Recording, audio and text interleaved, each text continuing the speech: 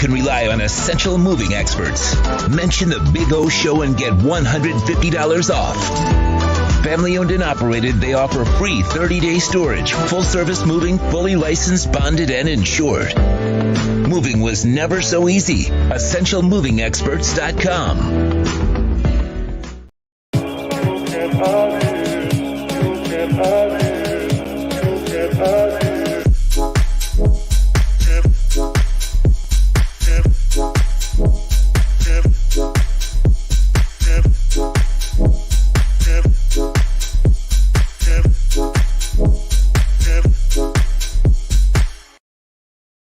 For over 16 years, EJDConstruction.com has provided South Florida residents quality craftsmanship, accurate project management, and exceptional service. That's why EJDConstruction.com is an A-rated member of Angie's List and the Better Business Bureau. When you're looking for the right custom home builder for additions or home remodeling, please call my friend Eric at 305-433-4843. That's 305-433-4843 for EJDConstruction.com.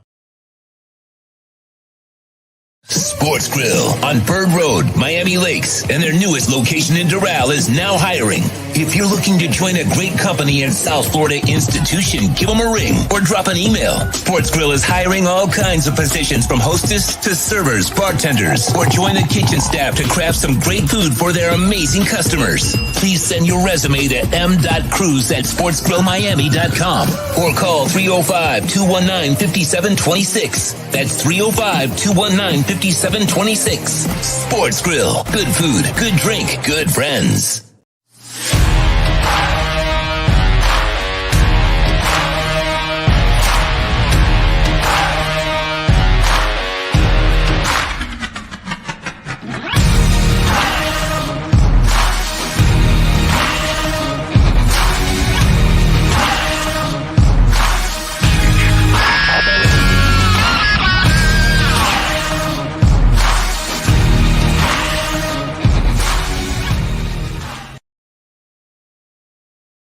Welcome to Red Light Therapy, a revolutionary technology perfected by NASA to aid in muscle strengthening and recovery. Red and infrared light has the capacity to penetrate deep into the cell's mitochondria, potentially leading to increased energy, faster recovery, and the optimal performance your body demands. Train, fight, recover.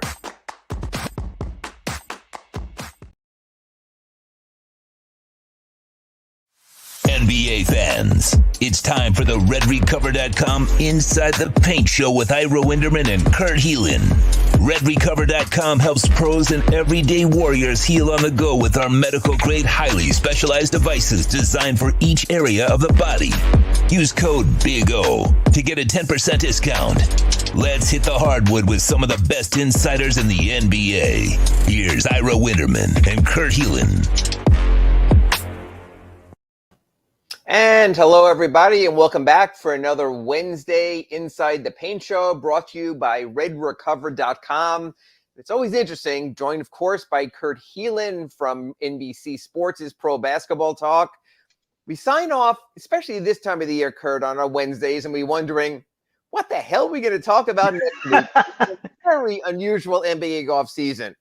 And you've been doing this for so many years, for decades, Kurt. The one thing we always realize, something happens that not only impacts the NBA, but invariably impacts, especially down here, our hometown team, the Miami Heat. And leave it to Kevin Durant, who probably every week this week said, okay, RedRecover.com is going to sponsor Inside the Paint on Wednesday, so I'll give them a little juicy tidbit. First was he wants his coach and his GM fired. That was 3 weeks ago. Then it was the owner, Joe Tsai from the Nets, saying, we're not firing the coach. We're not firing the general manager. You've got to make it work, and we have to make this work so that we can get something that works for you, or else you're going to work for us. And then this week, right on schedule before our show begins here on Wednesday, we find out literally they're sitting around singing Kumbaya. I assume they were making s'mores at the same time. And who knew, Kurt Heelan, that the Brooklyn Nets absolutely love each other and they're moving forward and going that way. So one, Was any of this a shock to you? I know you've done a lot of Kevin Durant pieces over at NBC Sports. I know a lot of them have mentioned the Heat as either a player, a non-player, someone trying to get in. Is this where you thought we would wind up the third week of August in a Kevin Durant saga that began on June 30th with his request for a trade? Not initially, because as we all thought when this first came up, and frankly, the reason the Heat are interested, guys like Kevin Durant with 4 years on their contract don't come up, right? Like, this is not the kind of guy who becomes available very often. And the farther this went on, though, by the time it happened, I mean, Ira, I wasn't shocked because, I mean, did they have another option, really, in the end of the day? I mean, they could have taken Miami's offer, but if Brooklyn clearly didn't really want to trade him, did they? Like, they kept that offer the demand sky high. With the demands where they were, I think the Nets were playing this a little more like Kobe 2007, which I know Adrian Wojnarowski had mentioned before, but I really thought that was kind of like, hey, we don't really want to trade him. Let's just keep asking for too much, and we'll try to figure it out down the line. Did you think they were going to end up anywhere else other than this the last few weeks? You know, Kurt, once I heard names like Jaylen Brown out there, and I heard that it's possible that they can get at least a quality player or two. Yeah. Look, the Boston deal, this is what always happens with rumors. You start with one name, and then people like Kurt Heelan and NBC Sports and ProBasketballTalk.com try to throw in a little more. But what if they do this? What if they do that? I got to tell you, when it was Jaylen Brown, whether it was Marcus Smart or not, but one of the Williamses, when they had an opportunity to go something like that, I got to be honest, I thought, hey, there is a deal there. Might not be a great deal, but what the hell have the freaking Nets been since they started the whole Harden and Kyrie and Durant thing, except 1 foot away on a three-pointer from making the conference finals a couple of years back? So, yeah, I did think it was real. And a matter of fact, I'm going to preempt where a lot of people think this is going to be over with this. And again, I want to get your take on this. Heat Nation, this is why I'm bringing this up. I don't think this is over. And I pointed that out on my tweets yesterday when I wrote my story for sunsentinel.com for this. I don't remember the exact schedule. But the Nets open with a brutal schedule. They have Memphis. They have Dallas. They have Milwaukee. They have Toronto. There's one more contender in there that they have. Their first 5 games are all against quality playoff level teams. So when you go that way, and you're in that direction right there, what's to say, Kurt, the Nets open 0-5 or 1-6 or 3-12 or something like that, and Kevin Durant, who seemingly never is happy, rethinks this thing. So I want you to give us sort of a time frame. I'll start with this question. Do you think this is over, or has this simply been put on pause? Oh, simply put on pause. You are absolutely right, and I know I wrote a little about this too. Like, I just kept saying it's over for now. Like, hey, everybody's going to go to camp and, like you said, sing Kumbaya and whatever. They start, by the way, their opening night game is against an interesting New Orleans team with Zion back. Yes, like, I'm that's the other one I left out with Ingram and Zion and CJ McCollum, which might be a better team and certainly has a chance to be a more cohesive team. And I'm just curious about both those teams. I'm going to end up watching that game because I'm curious what both of them look like. But I said this early on. I think how long before Steve Nash's seat gets hot? Because I think it's before Durant's going to get frustrated and everything, but the scapegoat becomes Nash. And frankly, we can debate whether he's really up for this job as the coach or not. There's plenty of people around the league who aren't sure about that. But if they start slow, even frankly, let's say they're 10-10 after 20. Like, that's not going to be good enough for where they want to be and who they think they are. If they start 500-ish, Steve Nash's job is in serious danger, and I think that's how they try to appease Durant. I don't think this is over. I'm not sure if it gets dealt with at the deadline or if it comes back around next summer, because I still think the Nets would like to see this play out. They'd still like to see on paper. I was saying this to somebody this morning. On paper, they're as good as any team in the East. Yes. But do I trust them more than anybody? I don't trust them more than Boston. I don't trust them more than Milwaukee. But here's the thing we were talking about. Like with Miami, I know Miami's going to bring it every night for Spoelstra. I know that this coaching staff and this organization is going to get the most out of the players on the roster that they can, that the Heat are going to be tough to play against and tough to beat every night because that's their identity and that's who they are. And I have no idea if the Nets can do that. Like, I just don't know if the Nets can be that team. And that's the thing. And we're getting some of these messages here on the chat board as I'm going through right now, and people saying greater good, saying all is not well in Brooklyn. Brooklyn has too many bruised egos to trust. Yeah. Okay, so Kurt, I'm going to play the game of Media Day, and I want you to play the role of Kevin Durant here to sort of give some perspective, okay? So we're sitting down on Media Day. I assume Kevin Durant talks, although he'll probably subtweet it all after anyway. Kevin, the report came out that you were unhappy with your head coach. What has changed between August 3rd and now regarding Steve Nash? How do you think that plays out, Kurt?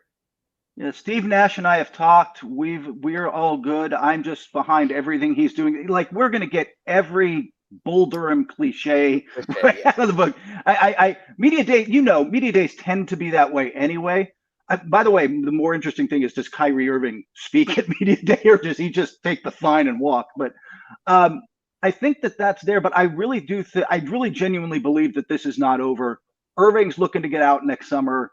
If Irving's leaving, you're going to consider Durant. And I think somebody like Durant with 3 years left on his deal, or 3.5 at the deadline, possibly coming to Miami or wherever, and the Nets changing what they're looking for or accepting what's out there in the market for Durant. I see that happening. I just don't think this is going to be smooth. There's no way the drama doesn't come back with them. And so Miami is in a position where they can be patient. Like, right. Wait for the Nets to come to you. You don't have to go to the Nets, man. So I agree. By the way, I'm checking over our chat board. If you want to chime in, the YouTube chat board at the Big O Show. Big O will be on today. He's coming back from Dolphins practice against the Eagles. They went head-to-head. Probably these days of work far more significant for the Dolphins and the Eagles than Saturday's exhibition game. So he'll have all the details for you starting at 4 p.m. today. So we're sort of your appetizer today. And I didn't think it would be a very tasty appetizer. And then we got into good position. Kevin Durant started this whole all is well, all is copacetic with the Brooklyn Nets. So I want to turn this, Kurt, to a little bit of a Heat angle. And I'm sure this will take up the majority of our show. But this. We're getting a couple of things here on the chat board, how this has been a terrible offseason for the Heat. It's been the worst ever. I want to look at it this way, from this perspective from the Heat. I know Heat fans is saying it's one of the worst off seasons ever. Let's look at the East now and recast it. Because I was sitting down and I was saying to myself, wouldn't the Heat be in a worse shape if Kevin Durant was on the Celtics? In other words, if you had Jason Tatum and Kevin Durant will take off Jaylen Brown, but leave one of the Williamses, probably Marcus Smart, would they have been that much better? But now we have a Nets team right now. And matter of fact, one thing I like about this show is how we're literally bi-coastal on this show. So anyone who wants to throw tomatoes has to have like a 2,000, 3,000 mile reach to hit Kurt Heelan out there in LA. Oh, they just have to text my kids. They'll walk in and throw stuff at me. That's okay. And maybe we need to hire them and have them egg you during the show. But you're safe from Heat fans right now. So I want to ask you this, and then I want to play off of this. Right now, Kurt Heelan has $100 burning a hole in his pocket because he just finished doing another Inside the Paint RedRecover.com show, and he's told he has to wager it. And his question is this: who is going to have, a matter of fact, two-part question, the better record this season, and who is going to have the better playoff finish? And Kurt, this is your money. You ain't getting paid this week. It's double or nothing right here. You're probably pulling it out of my pocket. But I want you to be honest, because you're far enough away to avoid some of this. Right now, Brooklyn Nets, Kyrie Irving, Kevin Durant, Ben Simmons, Joe Harris, Patty Mills, Seth Curry, Nick Claxton. Right now, if you had to say, matter of fact, I'm very interested to see your updated and continually to be updated power rankings there at Basketball Talk.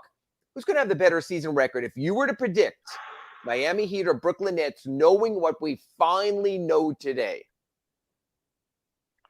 Regular season, I'd still say Miami. Because I don't, again, what I said earlier.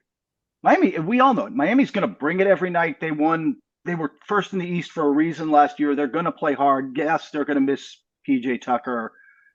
There's maybe less margin for error on the current roster than there was a year ago. I get all that. I just don't I just don't trust, for all the talent in Brooklyn, I don't know that I trust it to come together. I could be wrong. Any of those top 5 teams can kind of finish in any order when you with Philadelphia and Miami and all of them. Boston, Milwaukee, sure. Okay, right. Any order wouldn't really stun me, but I just don't trust Brooklyn there. Now, playoffs, you mentioned it. Like I got a feeling Brooklyn's a much tougher playoff out just because in theory, they will have melded somewhat and formed into a unit. We'll see. But like they will have figured out who they are or what they are. More than that, Durant and Irving are just the hard kind of playoff players to stop. They are the guys who you can give the ball to with 7 seconds to go on the shot clock and nothing happening, and they create a good shot. Those guys are so valuable in the postseason. And not that Miami doesn't have them, but Brooklyn's kind of stacked with them. And on the chat board, Greater Good chimes in. Kyrie Irving and Ben Simmons, nothing good is coming from this pair. It's interesting. Kyrie Irving, when he wants to play, I'm gonna go a little farther than maybe you would. I think could even be argued as a top 5 player. I think as a bucket getter, I don't know how many compare to him. Maybe because they harden if he's getting to the foul line, but as a pure bucket getter, I just think Kyrie Irving can beat any man off the dribble, can get to a spot, can give you a quality attempt. Here's the other part of the equation. I've heard of this guy, but again, Kurt's been doing this nationally longer than me. He knows his stuff. This guy, Ben Simmons, I heard of a little bit. I haven't seen him in a year or so. I don't really know who he is. What's the NBA view of Ben Simmons? Is Ben Simmons viewed as a top 25, top 50, top 75? I know you do these kind of rankings. You'll rate players, top 100 player. We'll see these all through the web before the season starts. What the hell is Ben Simmons right now? People are trying to claim this big 3 in Brooklyn, and they're going with Durant, one of the best players in the game, Kyrie Irving, one of the best scorers in the game. And yet I'm not so sure that Joe Harris might not mean more to that team, that Seth Curry might not be more to that team, that Nick Claxton, the only viable big man on that roster, might mean more. Ben Simmons, who the hell is this guy? Tell us a little bit about this Ben Simmons fella I've been hearing about. The word I would use first is polarizing, right? Because there are things he does very well. He was second in Defensive Player of the Year voting a couple of years back. Like, he is a very good, long, athletic, on-ball defender. Offensively, he's got the Rajon Rondo problem, right? Like, if you don't shoot a jumper, as good as he is, as athletic as he is, as much as he can get into the paint, we are inside the paint with Red Recover. If as much as he can get inside the paint, he finishes pretty well. Like, I can pack the paint on this team, right? A little bit. I'm going to make you. Right. That's where the other guys. There are a lot of people around the league who think his ultimate role on this team should be Draymond-esque in the sense of a secondary playmaker. If he set a pick, rolled to the nail, free throw line like Draymond does, kind of gets that pass back. He's a very good passer. He's good pushing the ball in transition, but he's a very good passer in the half court. You could put him in the dunker spot. I just don't know if he's going to accept that role because he sees himself as a lead point guard. And they kind of got one of those. We've been talking about that Kyrie Irving guy. And I'm pretty sure you don't want to take the ball out of Kevin Durant's hands. But how Ben Simmons is a potentially very good player. He's going to be great for them on defense. But I don't see the fit being great if he's not willing to, A, do those Draymond things, or B, hey, you're going to spend a chunk of the fourth quarter in the dunker spot. And when Kevin Durant, Kevin Durant creates something, you're going to slide out and you're going to get some easy buckets, but you are not going to be the guy with the ball in his hands. Is he okay with that? Does he have any choice at this point, Kurt? Because again, You know what? One of the toughest wheels in the NBA is the third wheel. And we saw this down here with Chris Bosh, and you have to learn to accept that. But Ben Simmons, I mean, I think he had his own series on Showtime before he got into the NBA. He was followed everywhere. He was this prodigy. Then the Sixers happened. Then the wide open layup that he passed the ball away from happened. Then he couldn't run away from the ball as soon as possible happened. So I think he has to earn it back. And a matter of fact, we got a lot of comments about this in the super chat. Want to thank people, especially Devin Jordan, the people are making donations to the Big O Show. because he texted me to thank you. So thank you from the Big O, who is listening, and he'll be on at 4 o'clock with his Dolphins talk also. But I just think when you look at the Nets, Big O and I did this all through last season. I was worried. There was a chance, you might remember this, Kurt. The Heat were the number 1 seed. Brooklyn was going to be number 8 coming out of the play-in. Oh, my God, I don't want to face the Nets. Well, the Celtics showed they just slapped them aside. Yeah. It was a much different Nets team then. You still had vaccine rules. Kyrie Irving was in and he was out. Ben Simmons wasn't even on the court. They didn't have a third wheel there. And when you look at the end of the season last year, the Heat finished 2 games ahead of the group. Milwaukee, Philadelphia, and Boston all had the same record. It was absolutely that close. So I'm really curious, when you and I talked at the top of Inside the Paint, brought to you by RedRecover.com, we talked about the schedule the Nets open with. And it's almost like the league wanted a test. And they wanted to see against New Orleans, against Memphis, against Milwaukee, against Toronto, and against Dallas, who is this team? Because the one thing we spoke about last week, we came on right after the NBA schedule came out, want to talk about it again this time. Kurt, do you think, and you know this because you've done this, you've written schedule stories, the NBA is reconfiguring the national TV schedule right now? Or do you think the league wants to see if this works? I think they're doing some down the line looking right now to see, like, in the second half of the season, sometimes they put games, switchable games, because you never know. You may look, the Lakers have 27 games, the Warriors have 30. They're big draws, but if, knock on wood, this doesn't happen. But if LeBron's not playing, the Lakers aren't really the same draw, right? Like if Steph Curry's not playing, the Warriors. So they always try to have backups.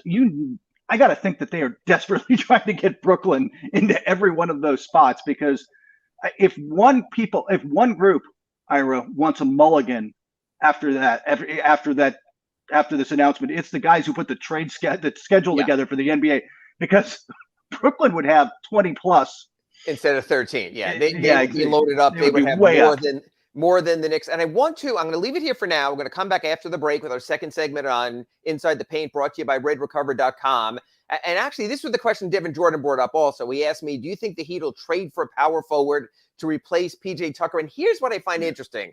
And I want you to talk about this also when we come back after our break, is this.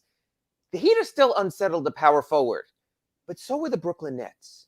And how are they going to address that? They tried it with Blake Griffin last year. We saw today that talk about Markieff Morris possibly being your answer. So there's a similarity there between the Heat and the Nets. The Nets, of course, can say Kevin Durant's our power forward, but he can't do it all. So we're going to be back after this break on Inside the Paint, brought to you by RedRecover.com. We're going to talk about power forwards and the Eastern Conference.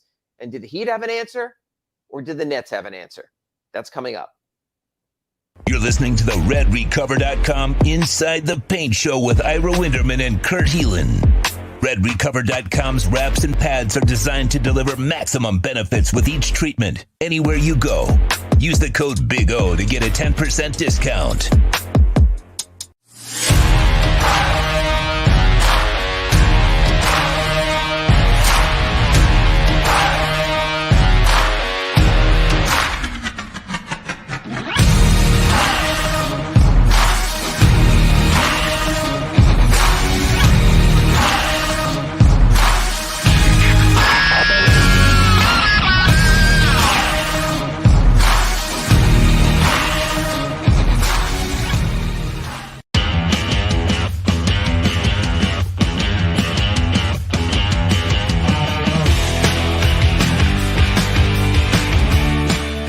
Why is it that you get locked out in the worst moments of your life? Where are my car keys? Man, I can't find my house keys. In those frustrating moments, you need a locksmith you can count on. A. Lenny Locksmiths in South Florida, from Miami to Port St. Lucie. In Central Florida, A. Lenny locks it down in Orlando and Tampa Bay. Lockouts or lock changes for home or business. Car key replacements and programming all model cars. 24-hour service. Call them at 855-869-5625. Go to the website at alennylocksmith.com. Red Recover now offers a simple-to-use, professional-grade light therapy device designed to help your dog heal and live a healthier life. Red Recover emits red and infrared light therapy based on the same science that NASA developed, all in a soft, flexible housing pad powered by a convenient, rechargeable lithium-ion battery. Say yes to science and give your dog the care it deserves with Red Recover. Welcome back to the RedRecover.com Inside the Paint program with Ira Winderman and Kurt Heelan. Go to RedRecover.com to learn more about red light with videos, blog posts, and 40 years of medical research to treat pain, inflammation, and overall well-being. Use code Big O to receive 10% off your order. Here's Ira Winderman and Kurt Heelan. Ira Winderman back with this week's edition of Inside the Paint, brought to you by RedRecover.com. Our second segment. You can catch all of these on the podcast, each segment by itself as well. Big O will be around at 4 o'clock to talk Dolphins-Eagles practice. So stay here if you're looking for your football fix. I'm going to go real quick through our YouTube chat. Again, feel free to jump in. Hey, you want to get highlighted, you join the super chat. True Fins Fan 78 said the Nets are a circus. I don't want any of those bums here. Okay, I'll tell Pat Riley. He comes together. He says about the Nets, it won't come together when it counts. The playoffs, actually, I think it will come together. He also says, make you realize Kyrie can't win without LeBron. Durant can't win without joining a super team. Kurt, we are about to find out. The greater good says there is no team in Brooklyn, just a bunch of basketball players shoved together. We got a question, Kurt, we're going to go back to this. Yadier Castro asks you what your take is, what LeBron is doing with the Lakers. In our final segment, we're going to go around the NBA so you can practice for that a little bit and keep those cards and letters coming. Before the break, Kurt, I asked you about the Heat's power forward situation, but I want to give perspective. A lot of people, as a matter of fact, this has something to do with your Lakers, so maybe we even get into it here, are talking about for all the Lakers who have or haven't done, they might have the worst supporting cast of a supposed contender in the NBA. So, matter of fact, I'll turn it in that direction first to bring this full circle. Kurt, what the Lakers have in support of Anthony Davis and LeBron James, how hideous is that out there in LA? First off, they're not contenders. Like I don't have them on that level. Okay, fair enough. Fair. But that said, it's the sad thing is I think it's better than last year. Like I think that at the end of the day is a little is maybe damning with faint praise because it's not a great roster built around them, but it is more athletic. It is they don't have Malik Monk, but they're banking big on Austin Reeves taking a step forward in his second season, and maybe he will. They've added, like I said, I think they're just a little more athletic, a little more shooting, a little more defense, better in those categories than they were, but they're not good. They're not. It's not enough, and that's the problem. Their biggest offseason addition financially, I believe, correct me if I'm wrong here, is a local product from down here, played at the University of Miami, and that's Lonnie Walker, who is very, very uneven to the point that the rebuilding Spurs, who want nothing more than to develop young talent, decided to cast him off. If Lonnie Walker is one of the best reserves on the Lakers, or they're counting on him, and again, I know they have Taylor Horton-Tucker, I know Kendrick Nunn didn't play last year, but it seems like even you throw those two guys in there with Lonnie Walker, they're just a bunch of guys. And you could say, okay, fine. We'll make sure LeBron or Anthony Davis are on the court at all times. But those guys have played with bad teams. LeBron was with bad Cavaliers where when he was just the guy, it was a struggle and he left twice. Anthony Davis was with the Pelicans, and when he was the main guy alone, it got bad and he forced his way out. So I want to contrast that, sort of bring it full circle with what we spoke about in our first segment. Then you look at a team like the Miami Heat and the depth that they have with, even if you start Tyler Hero, you're still talking about Victor Oladipo, Max Strus, Dwayne Dedmon, maybe what's Omer Yurtseven and what they have there. When you look at the Heat depth, if you're putting in Tyler Hero to the starting lineup, which is what Tyler Hero wants, and you're putting in Caleb Martin into the starting lineup, which might be your only option right now, do the Heat have enough to consider themselves championship level depth? First off, don't leave my guy Gabe Vincent out of this. And I'm glad you mentioned that. Another California. That's why we go bi-coastal here once a week on Inside the Paint, brought to you by Red Recover. Good name. That said,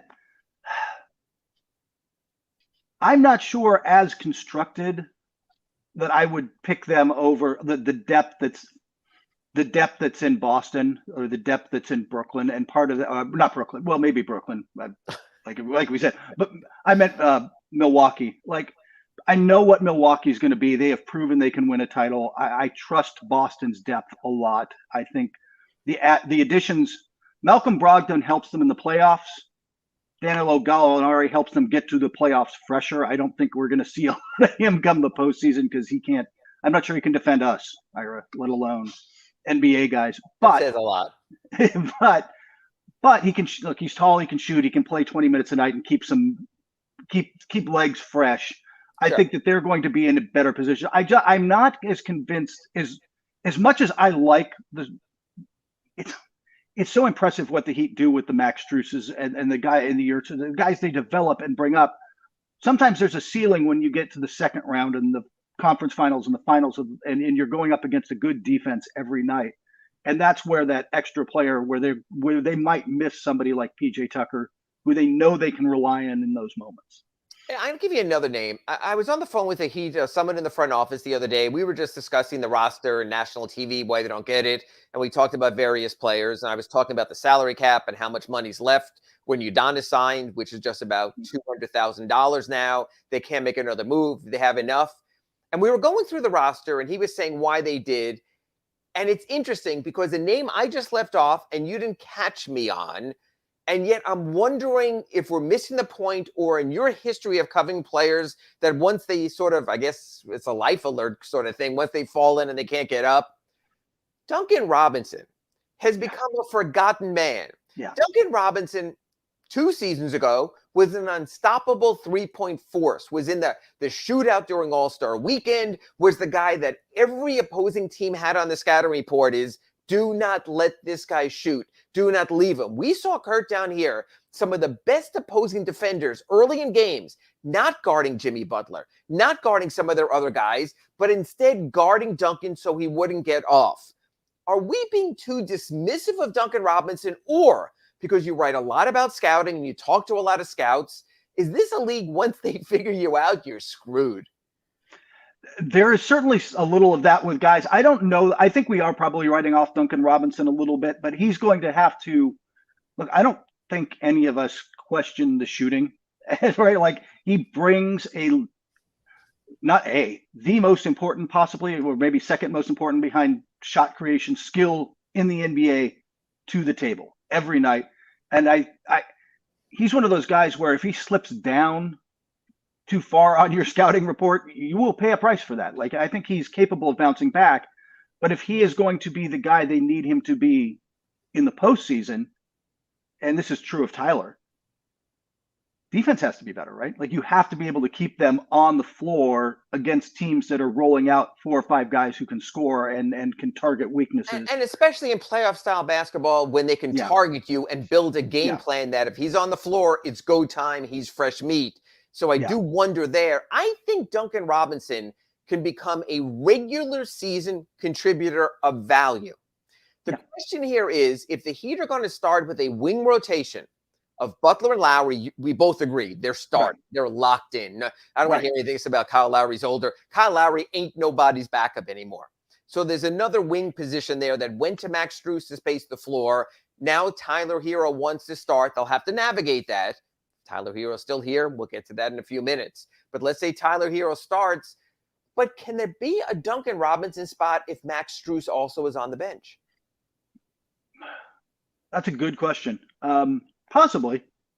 Look, at the end of the day, if your problem is I'm not sure what to do with all my shooters, that's a good problem. It's a good problem, right? Like Eric Spoelstra said, first world problems. Like, I get that. Yeah, it's first world problem. Getting that shooting there is fine, but I don't know if Duncan can't play the 4, and that comes back to what you were talking about earlier. You're going to have to find somebody who can play the 4 and defend. More importantly, defend the 4, and that's it's not just the Heat. That is an increasingly difficult thing to do around the league because you run into different 4s. I mean, technically, Karl Anthony Towns is going to be a 4 this year. Sure, right next to Gobert. And you've got a lot of other small ball 4s who space the floor. And so what you're asking of that position is such versatility now that. And the difference, let me ask you this, Kurt, out there in LA with the Lakers starting lineup, is AD the 5 or the 4 in the starting lineup? That is a very good question. No. They are hinting that he is going to start at the 4 again, but I think you're going to see him get a lot more 5 minutes. Look, it's simply their best lineup. And if the Lakers are going to win, Anthony Davis not only has to play a lot of 5, he's got to play like the guy from the bubble that hit his jumpers and was a defensive force. That we haven't really seen that Anthony Davis for a couple of years, and injuries and other look, it's not there's been other stuff involved. If the Lakers are to have any chance, Anthony Davis frankly has to be, if he doesn't look like the guy that they can hand the franchise over to as LeBron steps away in a few years, right? The Lakers have they will have serious reconsiderations to make about where they want to go. And I wanted to bring this full circle because then I want to go back to the Nets where we started our show today on today's Inside the Paint, brought to you by RedRecover.com, and it's this. I'm going to assume a Nets starting lineup of Durant, Joe Harris, Kyrie Irving, Ben Simmons possibly is the 4, and Nick Claxton because he's only sitting on the roster, so that makes it easy. But that still gives me a bench with Seth Curry, with Patty Mills to sort of anchor your bench right there. And they do have additional roster spots. If I left off a name, feel free also. Today, word came out, Markieff Morris is an option. Hey, that team made it work with Blake Griffin, so maybe that's another option for you there also. My question is this. Now that players seemingly know that Kevin Durant's going to spend the season in Brooklyn, seemingly know that Kyrie Irving is going to spend the season in Brooklyn, do you think it'll be like what it was with the Heat with their big 3 or other big 3s where guys will say, hey, if I'm screwed and I got to play for the minimum and my name's Markieff Morris or Montrezl Harrell, who I think would be fantastic for that team and what they need, because we were talking about power forwards, he's just a guy who's the name is out there and he's still kind of stuck and looking for work. Will we see a trickle now of guys who maybe were defiant that they weren't going to take the minimum, who say, hey, that might be a little bit of fun over there in Brooklyn? Yeah, exactly. It's the two things they have the two things that Miami had when they had the big 3 that brings those guys in. A, I get a chance to win, right? I get a chance to play in Miami. It was with LeBron and Wade. Here it's with Kyrie and Durant, and I get a chance to win and play on big stages. 2, it's a place I want to live. Guys will come to Miami to take. I'll take less to play in Miami because it's Miami and the lifestyle and the weather. New York carries that same cachet with guys. Sure. Los Angeles does. There's only a few. You're not getting those guys to come to, well, Milwaukee right now might be the wrong example, or Memphis Indiana, right now. Like there's tough. Indiana. I'm not sure. Yeah, Sacramento's perfect. Nobody's going there, right? Sacramento's always the universal answer for places you don't want to go in the NBA, which of course raises a question for another day. Why the hell is there a team in Sacramento? But again, David Stern at a certain point sort of fell in love with cities. He saved New Orleans as a franchise. He saved, to the degree, Sacramento a franchise that the Golden One Center is on David Stern way. And they took care of him for them taking care of him. And so I wanted to bring this full cycle for that reason.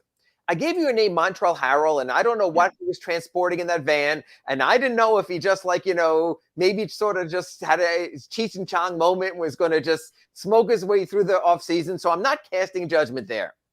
But I am going to ask you, because you're close to out in LA to the situation. You've seen him with the Clippers. You've seen him with the Lakers. You've seen him at his best. He would help a lot of teams. He would help the Nets. But, and I know we can't because Udonis is coming back, but I want to ask you this as someone who has watched Montrezl Harrell play for an extended period. Wouldn't he be a perfect answer for the Miami Heat? He'd be a great fit in Miami. A, he comes in shape.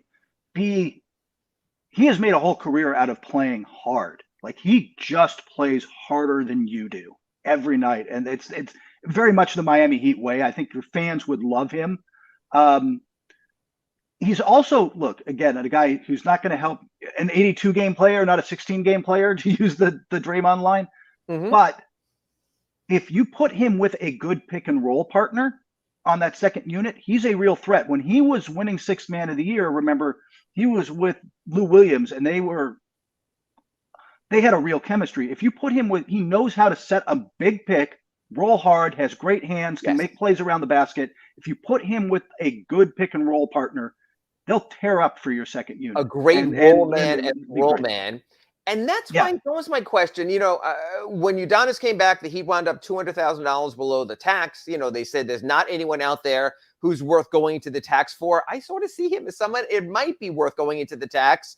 Right now, people I spoke to inside the Heat and around the league are saying they figure the payout for the tax at about $10 million for every team that's not in the tax. There's 2 or 3 teams that might get out. You're going to have to multiply and divide it by a few more teams.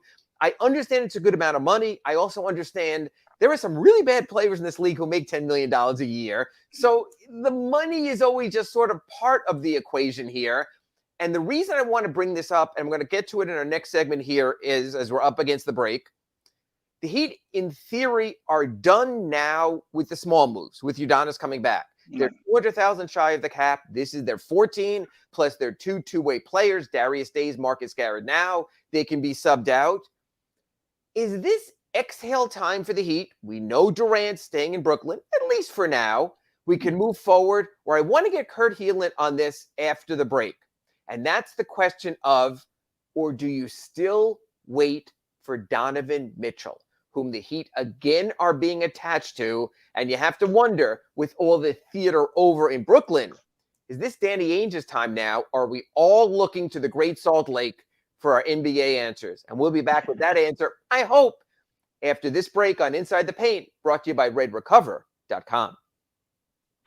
Heat fans, you're locked into the RedRecover.com Inside the Paint Show with Ira Winderman and Kurt Helin. RedRecover.com helps pros and everyday warriors heal on the go with our medical-grade, highly specialized devices designed for each area of the body. Get 10% off by using code BIG-O. When you move, you need a reliable company led by passionate folks, eager to assist its customers during a transitional process that needs to be smooth. Call Essential Moving Experts at 844-368-5750 for all your local and long-distance moving needs. You can rely on Essential Moving Experts. Mention the Big O Show and get $150 off. Family owned and operated, they offer free 30-day storage, full-service moving, fully licensed, bonded, and insured. Moving was never so easy. EssentialMovingExperts.com. If you're a Miami sports fan, then there's only one store to go to, and that's Caneswear at Miami Fanwear in Davie. They're your one-stop shop for all your inner Miami CF, Canes, Dolphins, Panthers, and Marlins merchandise. They have hats, t-shirts, game day jerseys, and so much more. Located at 2511 South University Drive in Davie, and open 24/7 online at Caneswear.com or InnerMiamiWear.com. Call them at 954-835-5597. Caneswear, the spot where Inner Miami and all Miami sports fans shop. Hey guys, this is Hayden Hurst, NFL tight end. I'm partnering today with Red Recover. We're going to run you guys through some drills.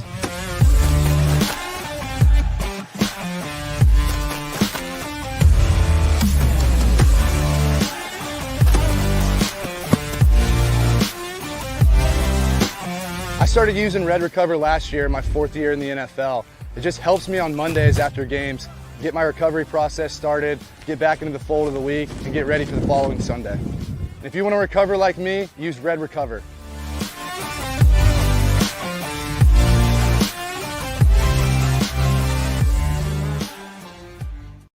The timeout is over. The RedRecover.com Inside the Paint program with Ira Winderman and Kurt Helin is back. RedRecover.com's wraps and pads are designed to deliver maximum benefits with each treatment anywhere you go. Use code BIG-O to get 10% off your order. Here's Ira Winderman and Kurt Helin. And we're back for our third segment on Inside the Paint, brought to you by Red Recover. If you missed any of the first two, you can catch them. Go to the Big O Show on all your favorite podcast outlets or YouTube, and you can catch those segments. We've spoken already about Kevin Durant, him saying he's done. We've spoken about the Miami Heat as them maybe or maybe not being done. So, Kurt, this was the summer seemingly of two players all along.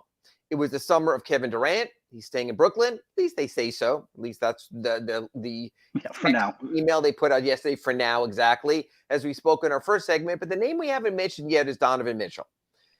And it's really interesting because you know how the machine works because you're part of the machine over there at NBC Sports and Pro Basketball Talk. And that now we turn to the other big thing. Do you think now that anyone who might have thrown assets or draft picks at Kevin Durant has now sort of changed their speed dial to Danny Ainge? So just sort of give us your little thoughts or big thoughts.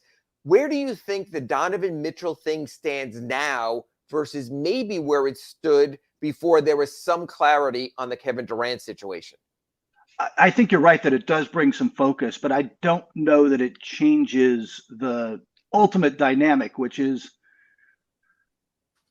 they want picks, obviously, in Utah. They're rebuilding. They want picks. They want unprotected picks. And how many are you willing to give up? I don't know that the Knicks are going to look. The Knicks allegedly offered 2 with like 3 of their protected picks. I don't know if they'll ultimately offer more or not. We'll see. But I think that you're going to get a lot more rumors. In fact, there was one today, like Cleveland poked around.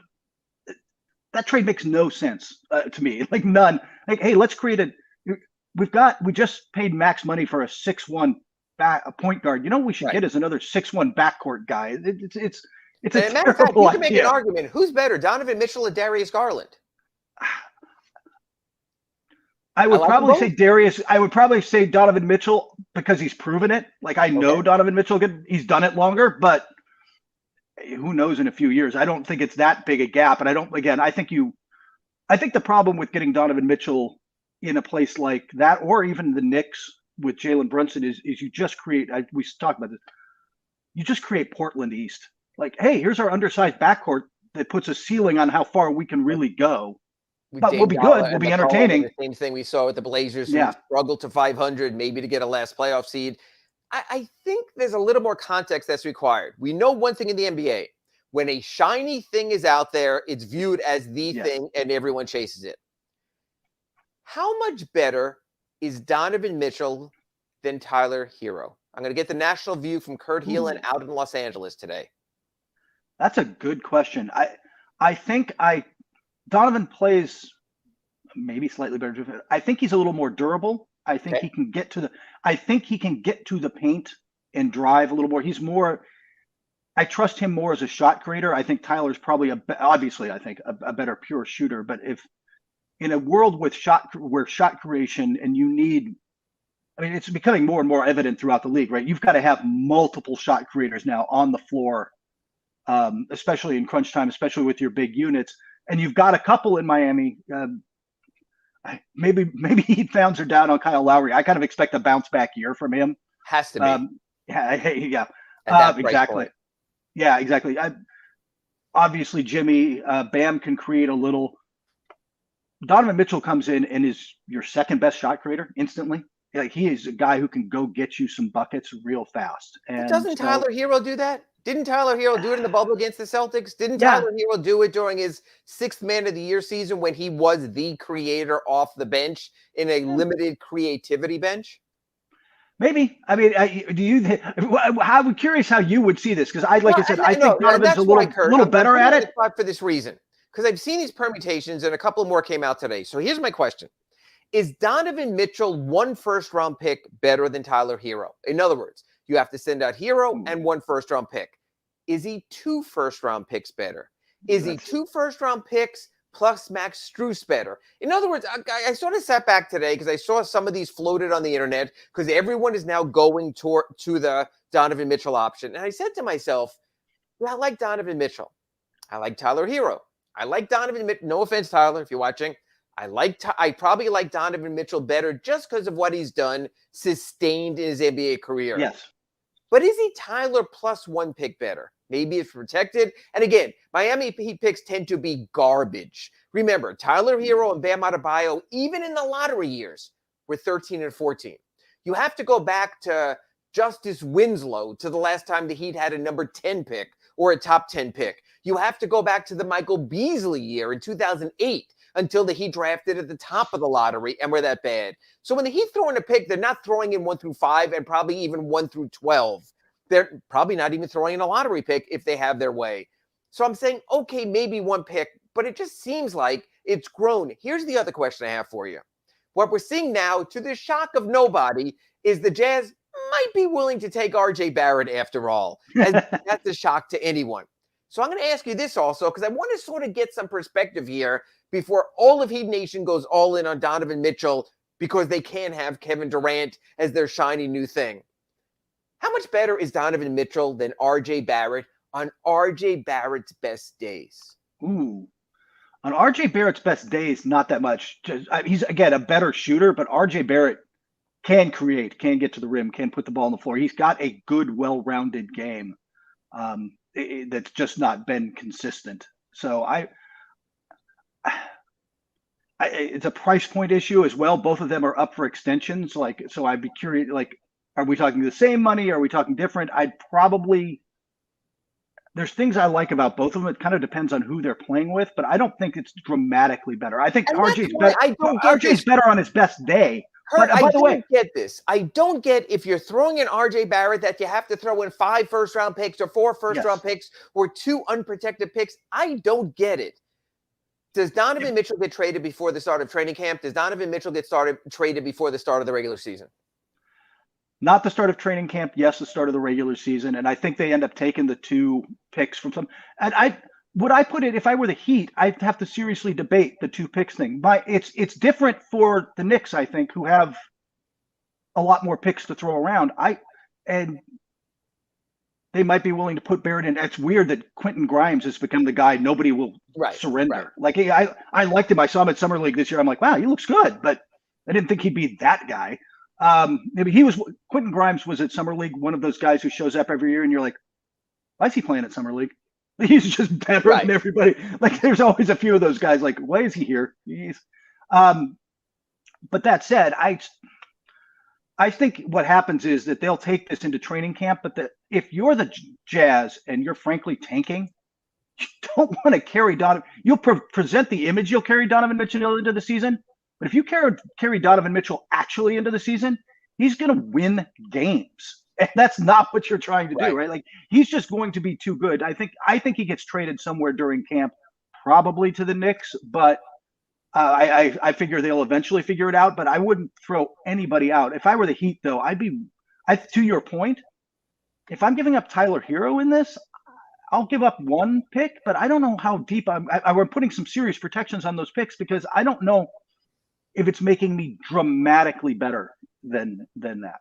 And I brought up Tyler Hero for this reason in the Donovan Mitchell discussion, because to this point, I don't think anyone expected the Heat to extend Tyler Hero. They have until, I think it's October 16th, before the NBA regular season starts to get him his rookie scale extension. Because if he had to go in a Kevin Durant trade, once he signs the extension, he becomes untradeable because of the salary cap. So I think people not only were understanding, I think Tyler Hero was understanding that the Heat might have this mega trade. And God bless you, Tyler Hero, and your 6-man award, but he's Kevin freaking Durant, so you wait. If you're Tyler Hero now, and you know the Heat aren't in play anymore for Kevin Durant, and the best the Heat might do in the trade market is, as of now it appears, a Donovan Mitchell, is it a little bit more insulting that there's been no headway, nothing public, or simply that an extension hasn't gotten done by now for a guy who is the reigning NBA 6-Man of the Year award winner?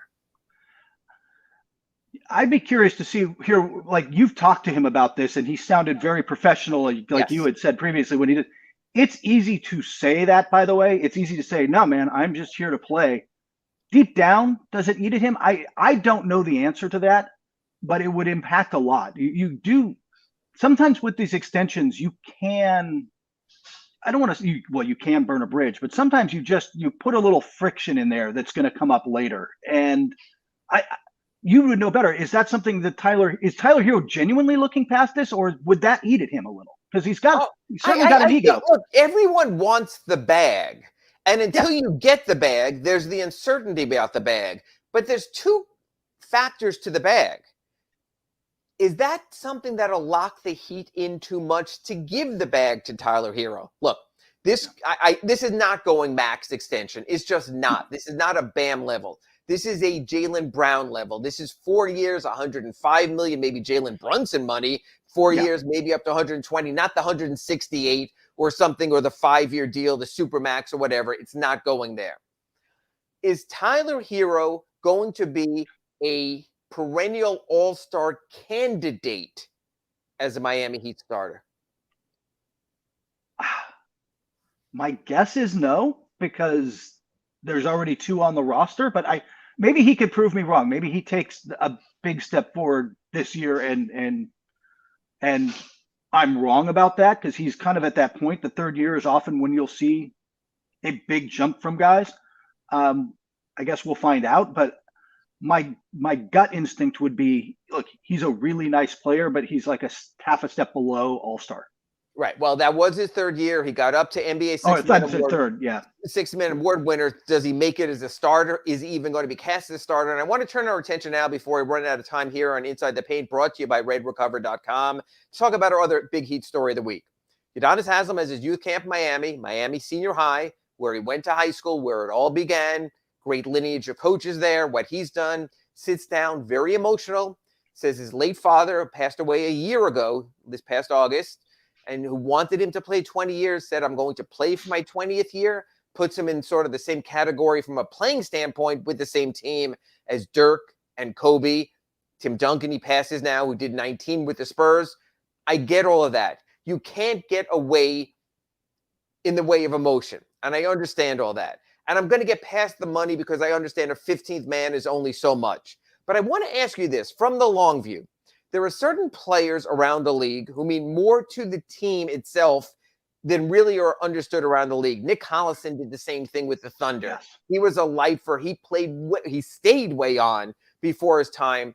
Kurt, out there, can you just sort of, and I know this is really tough on the spot, especially when you got to go for the top of your head there, and you don't have your crack staff like I have it sitting in front of me here. Are there any equivalencies from the LA teams or other teams that you can sort of point to and say, that's what gets me? Because the Udonis thing is so unique. I understand their own. He's Miami High. He's University of Florida. He's Heat culture. He's 3 championships. He's gone the Dwayne Wade era, the Shaquille O'Neal era, the LeBron and Chris Bosh era, and I get all that, and he was alongside. But I just don't recall many others of these. You know, I was watching the Showtime Lakers series, and it seemed like everyone contributed or else were gone. There weren't just guys who were there who went through the years. And even like a Lou Williams at the end, he contributed, somewhat to a degree.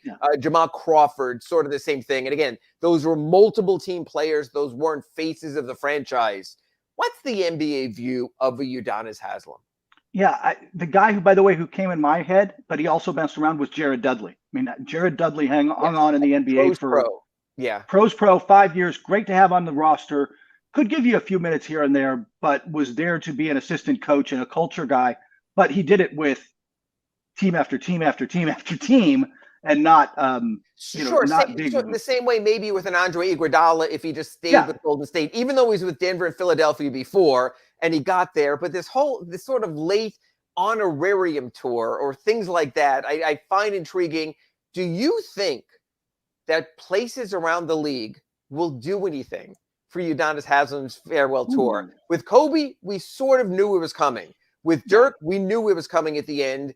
Tim Duncan never really led on, but there was a sense that the end was near. Is Udonis Haslam someone who is celebrated nationally, or is it more just a bunch of players who were close to him, maybe a few jersey exchanges along the way? Or do you think it'll be a jersey exchange every night because he's that respected? I think it'll be a jersey exchange a lot of nights. I think they'll be they're not going to stop the game. They're not going to he's not getting the Kobe Dirk level send off, but does he get a video tribute in 29 other cities? I could see that in a lot of places. Like I think in Charlotte, Udonis Haslam getting a video tribute, or in Oklahoma City. I'm very surprised by that. I think he is that well respected around the league, and maybe I'm overthinking it. Maybe it doesn't happen, but I think they're just, like you said, he's a unique person and a unique player to that culture, and I think that there is a league-wide respect for who he is and how he's carried himself and how he's handled this. And so I think that you'll see some video tributes with a lot of probably very old footage in there, but but I think you'll get a bunch of those this year.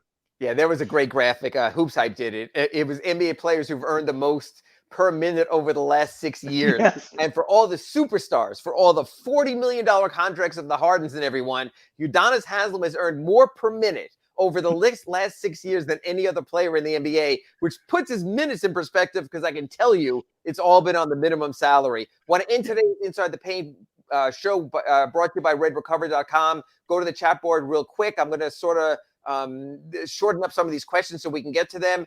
Mr. Spock asked whether the Heat are better off with Bam Adebayo at power forward, where he could be maybe a little truer to himself. Kurt Heelan just sort of lightning round here. Bam at the 4, does that help him, hurt him? Does it help him or hurt the Heat? I think it could help him, but then who's your 5? Like, yes. Matter of fact, when you told me AD was going to be the center for power forward for the Lakers, who's the center for the Lakers? Right now, they don't have one, but I mean, they've done this for years. He doesn't like playing the center. He doesn't like playing center. That's why they've had Dwight Howard and Andre Drummond and all these guys. They don't have anybody on the roster now. They're still making roster moves. The Lakers are still looking around. Crazy that you can look at, and I think it's the same for the Heat. I think Bam is by far and away the best option at center. It's not like someone is pushing him to the side to saying you should be the 4. So I agree with that. Greater Good says we will see a buff Kyle. Will we see a buff Kyle Lowry show up to camp? One, Kyle Lowry will never be buff. He's the first to admit there might be some junk in the trunk, but will we see a better condition? Wouldn't you agree, Kurt Heelan, that Kyle Lowry has enough pride that he will show up looking better than he did at the end of the last season? I think you're going to, like I said, I'm expecting a bounce back year, but I think you're going to get the full effort from him, whatever that is. Greater Good asks, does Tyler Hero show up with additional lean muscle? Kurt, I want to turn this question around because I deal with this a lot. Aren't there some players who are what they are, who come in the offseason, you see the video, you see the YouTube, you see the TikToks, and it's amazing. But don't guys maybe after 3 or 4 seasons sort of just have, quote, their body? Largely to a degree. I think you can add muscle or lose muscle, or you get the I think more likely is the Kevin Love, hey, I'm suddenly thin and svelte look, right, as opposed to the other way. Yeah, a little fleshy. I don't think he's right. Adding muscle? A little, but I don't think any guys, like you said, they kind of are who they are. Look, Chet Holmgren needs to add some muscle. There are some guys who are going to, but they're 18. By the time you're 22, 23, it's not as easy to maintain it. Yeah. Dougie Fresh points out that for all we're saying Kevin Durant hasn't done in recent years, it was just a year ago when he won the Olympics in Tokyo, when he clearly was the best player on that team. It's hard to believe it's only been a year since then. Can he be Olympic Durant in the NBA, or is the style of the game just too different? I think he can be Olympic Durant whenever he wants. Like, I think Kevin Durant is that good. That's a very good answer. We have man of 10,005 holds saying that Donovan Mitchell is overrated. He's great in the regular season, doesn't have the playoff moxie. I remember him in the bubble having some pretty good playoff action there also. So I'm not going to understate that. What's your thought, Donovan Mitchell, playoff player? I think he's a better playoff player than lets on. The problem was you could load up on him. And who was left there? Mike Conley, Bogdanovich. They had some nice players. Rudy Gobert isn't creating. They didn't have the other shot creators that you need around him to really let him thrive. And I want to thank everyone else who chimed in. Didn't have a time for it. Jose Matos, Greater Good again with another question. John Yang. We'll get to it all because the good thing about the Inside the Paint Show brought to you by Red Recover, it's here every Wednesday and, of course, available on our podcast. But, hey, Big O has to talk football, so we got to get the hell out of here. For Kurt Heelan, I'm Ira Winderman. We'll catch you next week. You've been listening to the RedRecover.com Inside the Paint Show with Ira Winderman and Kurt Heelan. Go to RedRecover.com to learn more about red light with videos, blog posts, and 40 years of medical research to treat pain, inflammation, and overall well-being. Use code BIG-O to get a 10% discount.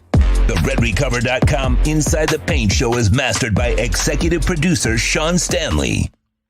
Please search Big O Radio Show on most platforms. Subscribe and smash the like button.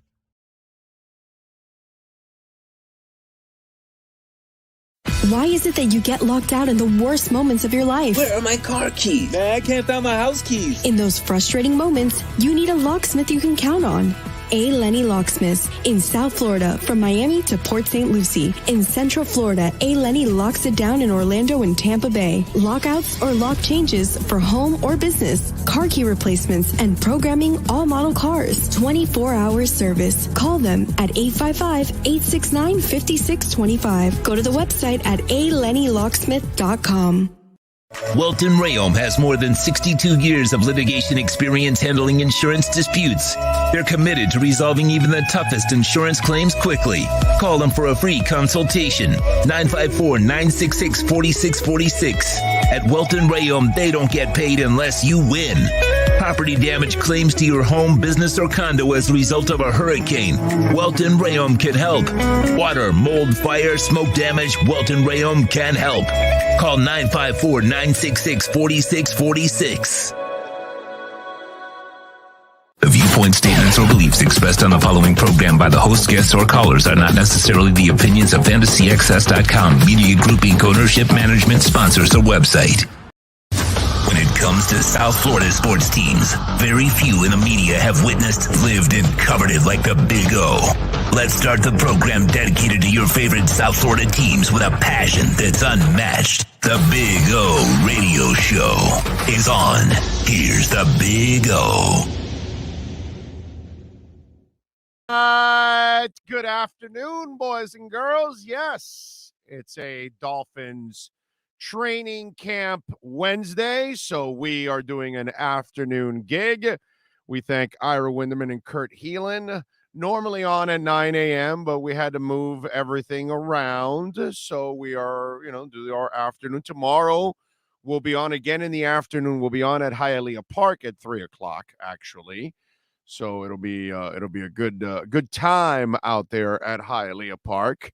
So it'll be interesting tomorrow, but we'll be on again in the afternoon. And then Friday, we get back to normal, and we're on at 10 a.m. when we're out at Acura Pembroke Pines to do our thing. So we thank the boys. They did a great job, as always, a hardcore hour of NBA and Miami Heat talk.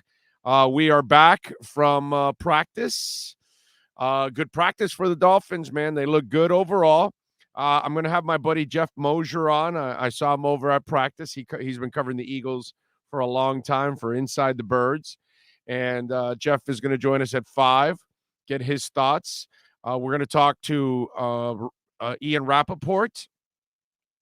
He will join us at 4 o'clock.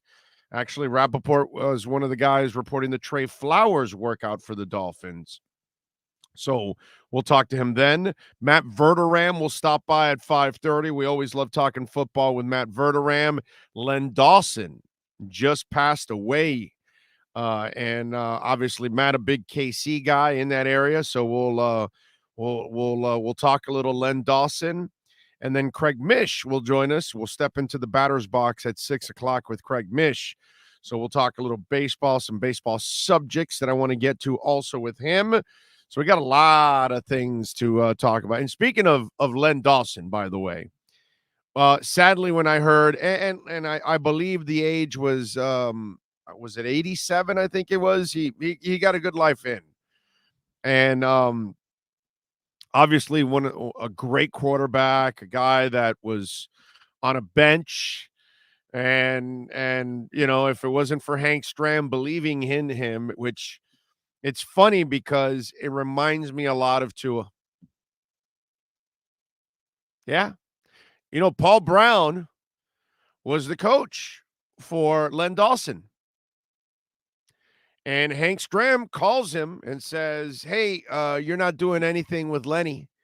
I would like to make a move for him. Think about how gentlemanly, even though it's very competitive in those days, but how gentlemanly this is. Wrong, because the guy was wrong, but he was right. He had his heart in the right place. We're talking about the great Paul Brown. So the great Paul Brown tells Hank Stram, Hank, I don't know if you want to trade for Lenny. He's lost it. He doesn't really have it. There's a guy wallowing on his bench, like the third guy on the bench. Len Dawson wasn't even the backup at that moment. And Paul Brown was like, yeah, I'll trade him to you, but I don't think he's going to help you much. You might get fired. Basically, I think the conversation led that way. Like, I don't know if you want to make this decision. You might get fired. Rest is history. Len Dawson gets traded to Kansas City because Hank Stram believes in him, put the offense together. Len Dawson wins a Super Bowl, gets into the Hall of Fame. Hell of a player. Meant everything to Kansas City, meant everything to the AFL. Because after Joe Namath won, remember, Len Dawson in Kansas City lost the first Super Bowl to Green Bay. And at that time, Lombardi was asked about Kansas City. And he said, well, if you guys want me to say it, I'll say it. They're not that good, and it was one of those things that the AFL was not respected. So the AFL was taken in by the NFL. And in the first two Super Bowls, Green Bay dominated. So the AFL was crapped on constantly. Oh, that league's not good enough, not good enough, not good enough. Boom. Here comes Joe Namath and the Jets in Super Bowl III in 69, and they win it all. Well, in 70, they were doubting the AFL again. They said the AFL got lucky the year before with the Jets. And it's funny because the Jets beat the Colts, right, for the Super Bowl title, beat Shula. And they win the title, right? Weeb Eubank beats Don Shula and Johnny Unitas. And after they beat them, then the following year, they played the Giants in the preseason. And it was one of those things. And back then, they took the preseason a lot more serious. And I think it was like 6 games in the preseason, by the way. Not only did they have like 3-a-days, they also had, and they gave you salt pills, but they also had like 6 preseason games. But anyway, so they were doubting them. And the Jets bamboozled the Giants by like 50 points. It was one of those things. And then Kansas City makes it again to the finals. And once again, Vegas counts them out. Everybody counts them out, all that stuff.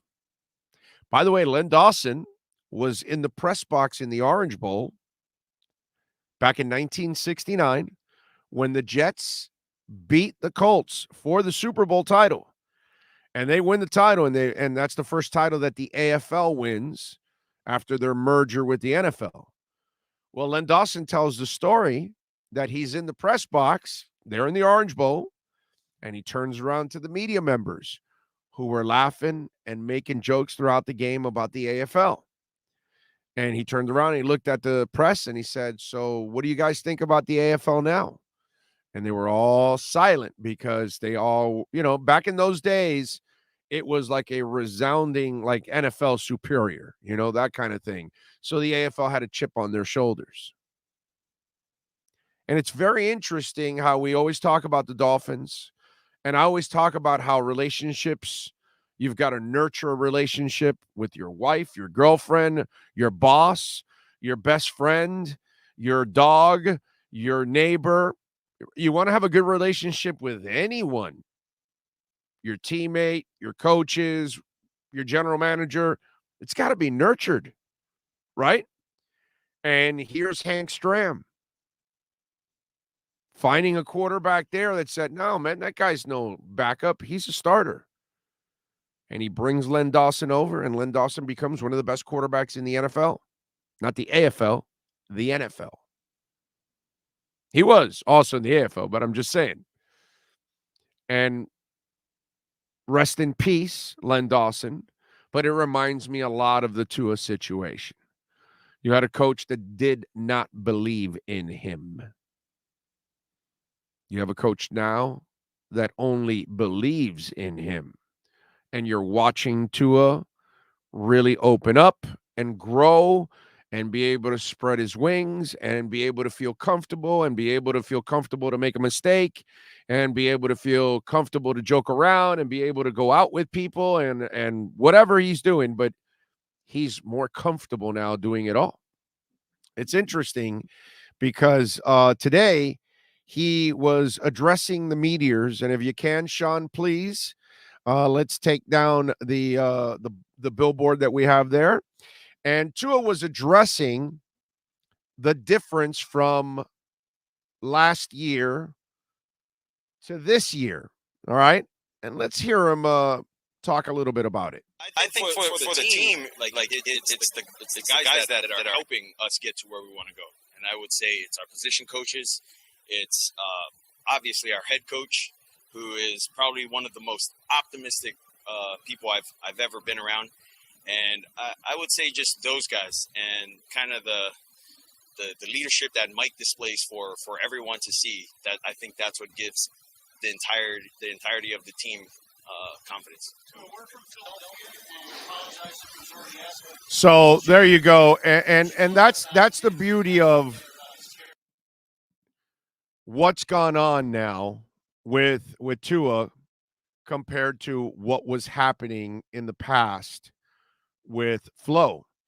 And the environment is completely different. And the environment is everything. Everything. We've all been in places that we felt uncomfortable. Uncomfortable to work in, uncomfortable to be in a relationship with, uncomfortable because you didn't like the situation, uncomfortable because you met someone that you're trying to do business with and you don't like the way they go about business. There's so many different examples, right? And you look at what's gone on now. And when I hear the sad news about Len Dawson passing away, 50, 60 years ago, somebody believed in Len Dawson. And it wasn't that Len Dawson wasn't good enough. It was that he wasn't given the chance. And the great Paul Brown, one of the godfathers of this game, did not believe in Len Dawson, did not think he could quarterback. How do you think he felt years later after he's watching Len Dawson kick ass with Kansas City in the AFL and then go into the NFL and win a Super Bowl? I wonder how he felt then. You know what I mean? And that's for every coach, every general manager, every one of us. We're all going to look at players that we don't think they can play or whatever, and then they're going to fool us and they're going to prove us wrong. Happens all the time. And so now we're going to find out. Len Dawson proved a lot of people wrong, including Paul Brown. We'll find out if Tua does the same thing that Lenny Dawson did many, many years ago. And he's looking good. He's looking on his way. But it's interesting, sad, obviously, to report that Len Dawson passed away. But I wanted to talk about it because the history of Len Dawson, there's a lot of what's going on with Tua right now and how important it is for someone to believe in you, and that's very important. It was important for Len Dawson, led him to the Hall of Fame and a Super Bowl champion and a man that is going to be, is, and will always be beloved in Kansas City. Matt Verneran, by the way, had a really cool idea that the 16-yard markers on the field should be kind of, like illuminated in a way for Len Dawson. I love that idea, man. Love that idea. That's a fantastic idea. Great way to honor him throughout the season, that the 16-yard markers have like an arrowhead with the number 16 in honor of Len Dawson. I love that idea. That would be pretty damn cool. Anyway, so just wanted to tell you guys that and give you the heads up on that one. By the way, our show is proudly brought to you by redrecover.com. You just saw the redrecover.com Inside the Paint show. And last night, I tweeted out my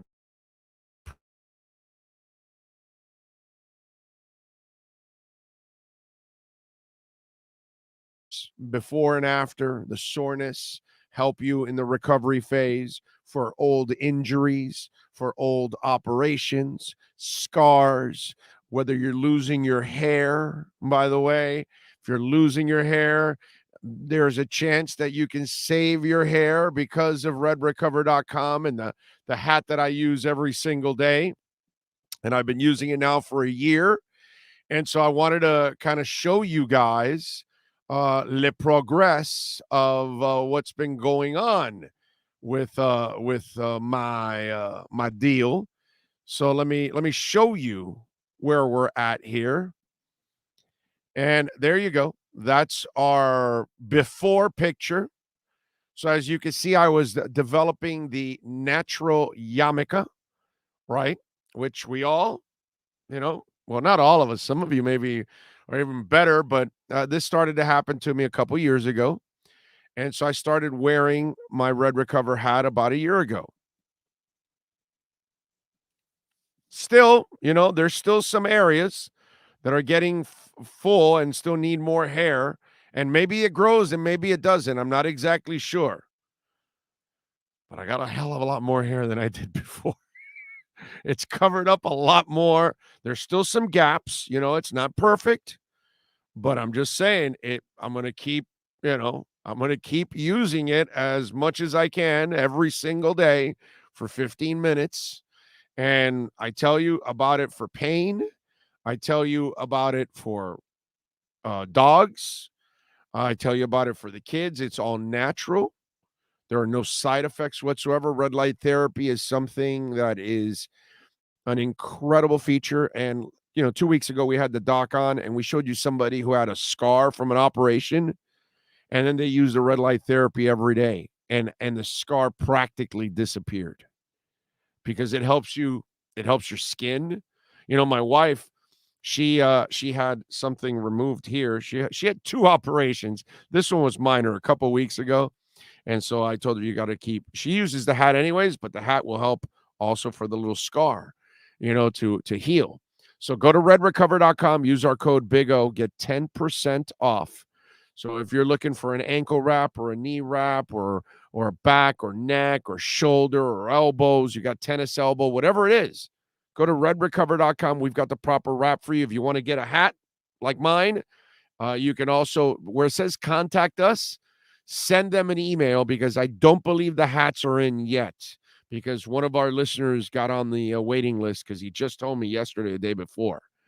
So, yeah, you can do that. Go to contact us, send them an email, tell them you want to get the Big O hat, and you can check it out.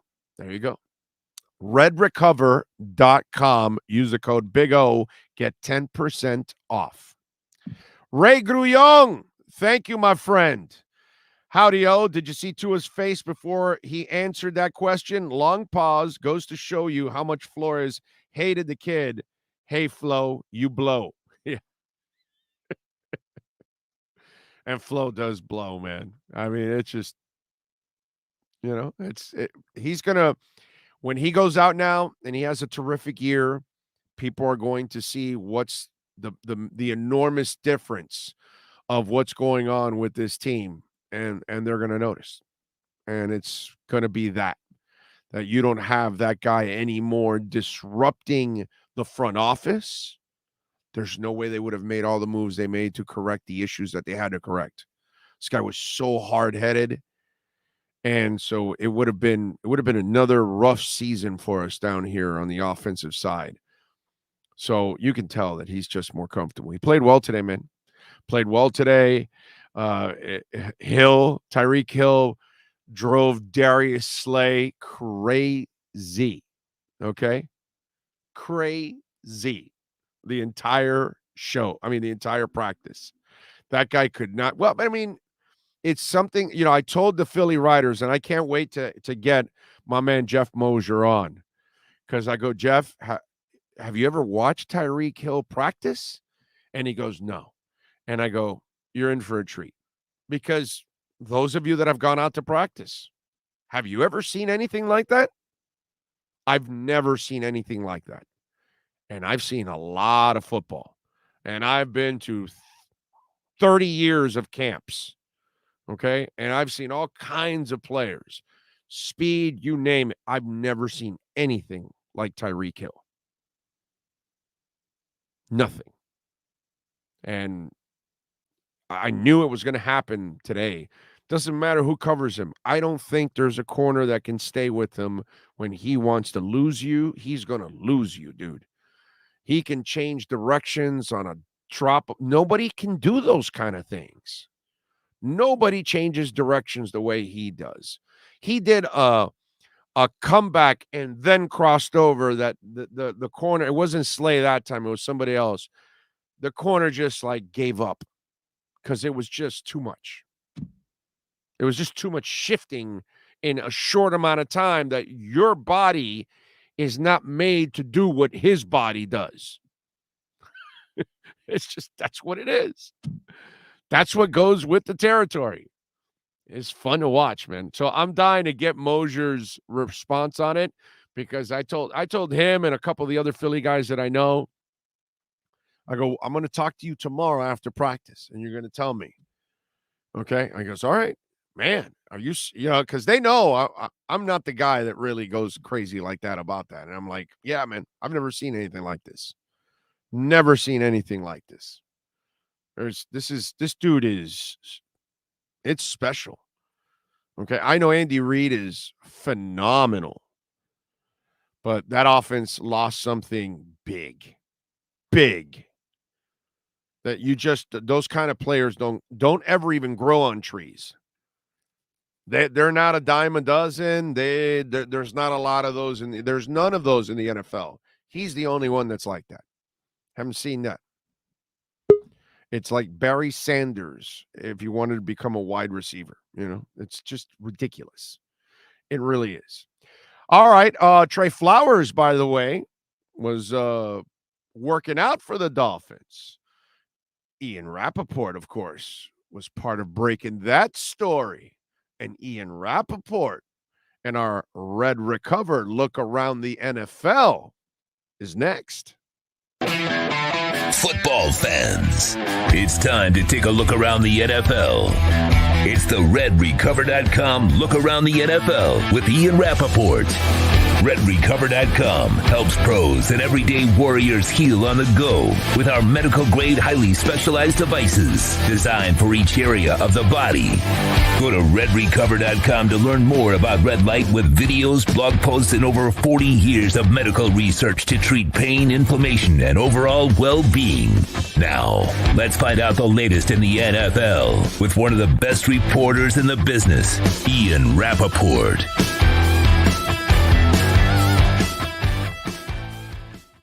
Red Recover, look around the NFL. Go to redrecover.com. Use our code Big O. You will get 10% off. There you go. No, your hat is straight. You're looking good. Making sure. All right. What's up? All right. So when does Trey Flowers sign, or does he sign? What happened? Tell me. I would say it's possible. And I think it was certainly an interesting thought. And, you start to look around the league and try to figure out where some of these veteran free agents going to go. This always made sense, and not just before there was sort of a need at the position. Van Ginkel, I guess, kind of created this need, but this makes sense. I mean, scheme-wise, culture-wise on the defense, he's obviously been in it a couple times with the Lions, with the Patriots. He is a veteran who, I will guess is not going to cost a ton of money, probably some, but not very much. This makes a lot of sense. I mean, he's in for a visit today. Generally, teams don't bring in guys for visits this time of year without being like, all right, if we were going to do a deal, what would you take? So my sense is both sides know. Not saying it's going to happen, but I do think it's very possible, and, hopefully know by early this afternoon. Okay. Eagles just made a trade right now. They have agreed to trade DB Ugo Ahmad to the Titans. So yeah, I think what you're getting this time of year is, that's a guy that was cut by the Seahawks, and they say, you know what, maybe we'll trade him to the Eagles just, for a guy who they might cut, which they did for J.J. Arcega-Whiteside. And then the Eagles were going to release him. There's like, you know what, let's just do a pick swap, and maybe he can land somewhere else. So, these are the kinds of trades you get this time of year when it's, this is not a great word, but trash for trash. Guys who may not make a team, you say, oh, give him a week to maybe he can make a team somewhere. I'm with you there. All right. What's going to happen with Roquan Smith? So it seems nothing. And, this has been a lot of things. I know certainly for Chicago Bears fans, it was quite an odyssey. It was a lot. It was a trade request. It was frustration. It was him not practicing. It was all of those things. And I think in the end, the team never really was open to trading him. I mean, they were open to it, but never really got anything close. I think because of his position, there wasn't great value there where a team, would give up a real draft pick and pay him a new contract, which he wanted. So if it wasn't going to get traded, than it was about the new contract. They basically got to a point where they were like, you know what? We are not making any headway. We've each side has gone where we need to go. Let's just stop. And so that's what they did. I think they did the mature thing, the kind of professional thing. They just stopped. And, he'll have a chance to get a new deal this next offseason. Maybe they franchise him. But either way, this saga sort of ended, and now he's back to playing football, which is good. Bears franchise? Come on. Those guys are cheap. They're not going to franchise him. They may have to trade him by the deadline because they're going to outright lose him probably. Do you see them franchising him and then using that hard money against the cap? That's a problem for him. Look at the Gesicki problem now. That's going to be the main issue to try to trade him. Is that you have to find a team that has the cap space at this point in time. That's going to be really difficult. Besides scheme fit, cap space will be a bitch to trade Gesicki. So you expect them to tag Roquan next year? If they're not willing to pay him, they're willing to tag him at the highest salary. One thing the tag does is it sort of sets the parameters for a new contract, right? It actually, I know everyone hates the franchise tag. There are plenty of examples, and this would be one, where a team can tag him and then they're like, all right, well, here's basically the parameters for the deal, right? It would be, you'll get the franchise tag the first year, the second franchise tag the second year, and then whatever else the following years, but here's kind of the framework. So that actually sometimes helps do a deal. We'll see if the Bears have to franchise him next year. If he's their best player and he continues to be a star, they probably will. If they don't, it's better for him. He can now go into free agency and I think end up with a really, really, really good situation and the ability to make a lot of money. Hell, I was saying trade Jerome Baker in a mid-round pick and then get Roquan back since they both play the weak side. And then they get a guy that's already under contract for a couple of years. They're kind of cheap. They get their guy. And then Miami will probably be willing to pay Roquan a little bit more than Jerome Baker would be getting. And there you go. Everybody's kind of happy. They get their lower-priced linebacker, and Miami will get Roquan Smith. What do you think about that? Well, I would say the fact that Miami has already, paid Baker, already put a bunch of money in that kitty, might not want to make them do that. Plus, I think once you add an unknown to the mix, once you add, say, even a great player, like you're just going to be the middle of our defense without having done it, it makes it extremely difficult. There's, everybody loves trades. I love trades. It's a very trade-happy NFL. There's a lot. Of course you love it. You break them all the damn time. That's why you love them. It's great, and it's so much fun. But there's a lot of history with trades not working as opposed to trades actually working. Yeah, we know about that here in Miami. Trust me, we know about some trades that have not worked out for the Miami Dolphins. Kenyon Drake, what happens to Kenyon Drake? Because I'm looking at Sony Michel here as the third back. Not reliable because his durability is always an issue. Chris Greer drafted Kenyon Drake. Chris Greer and company, they love their SEC players. And but traded him, I believe, too, right? Huh? Yeah, him, right? Yeah, but it wasn't him that traded him. It was Gase. Just like Trey Flowers will come back and work out for you because Brian Flores isn't here. And so, you know what I'm saying? So those kind of things. So I think Kenyon Drake would be open to coming back. But anyway, you tell me what's going to happen with Kenyon Drake. It looks like he's going to get outright released. And who's interested in Kenyon Drake? Yeah, he's been outright released. And, as far as who's interested, I hate to say this, but he might end up as one of those guys that might have to wait till after week one. The guarantee deal is that so he's a week-to-week guy. Oh God. Yeah. So, and that's tough. Dude, isn't it weird because that kid is productive? Is he? And yet somehow or another, he's like the redheaded stepchild or something. It's the weirdest thing how he never finds a home, yet when you give him opportunities, he'll do some stuff that will wow you at times. Yeah, and he's made some money, so he's going to have a better life than he otherwise might have. The contract was so bad. That was one of the worst contracts I can remember. I don't know what the Raiders were doing. It's And obviously they've all been fired, so that makes sense. But like, I don't know what in the world they were doing. But you know, I think he's one of those guys that when you have him, you know, you already like, all right, well, we got to improve here. And you know, if you're the Raiders and you're trying to start off a new thing, and you have a guy who doesn't fit great and might not get the role he wants, I think outright releasing him is not really a bad move, honestly. Right. What are you hearing in Patriot land? Because it continues to not sound like it's going smoothly there on the offensive side of the ball. I want to say first and foremost, the Patriots will be fine. They will always be fine. Till the end of time, the Patriots will be fine. You know, on this radio hit, you know, on this radio hit, you can kind of stay away from the praise to the Patriots. I'm just saying, you know, I'm just saying there's a lot of Dolphin Nation here watching and listening. So, you know, you don't have to do too many compliments to the Patriots, you know, not too many. I get it. They got enough titles already. They don't need the compliments too. You know what I'm saying? They do have some titles. That is true. You know, the most important thing about the Patriots, and this is something I learned covering them and kind of watching them really closely over the last several years. It's almost like they treat the preseason and the first couple of weeks of the actual season as like a whole dress rehearsal. They are constantly like juggling this, juggling that, you know, kind of moving guys in and out, shuffling guys in and out. You know, it's even though they look like a little bit of a mess now, I think they're going to be fine and figure it out because they're going to work and work until they get the right formula. I will also say, and there's been a lot of focus, of course, on, you know, who is going to be the play caller. Belichick is going to be heavily, heavily involved. I'm not saying he's going to call the offense, but he's going to have his fingerprints on everything, as he did last year with the defense. I think that makes me even more so think that they're going to end up being fine. Today, Tua was asked about what was different.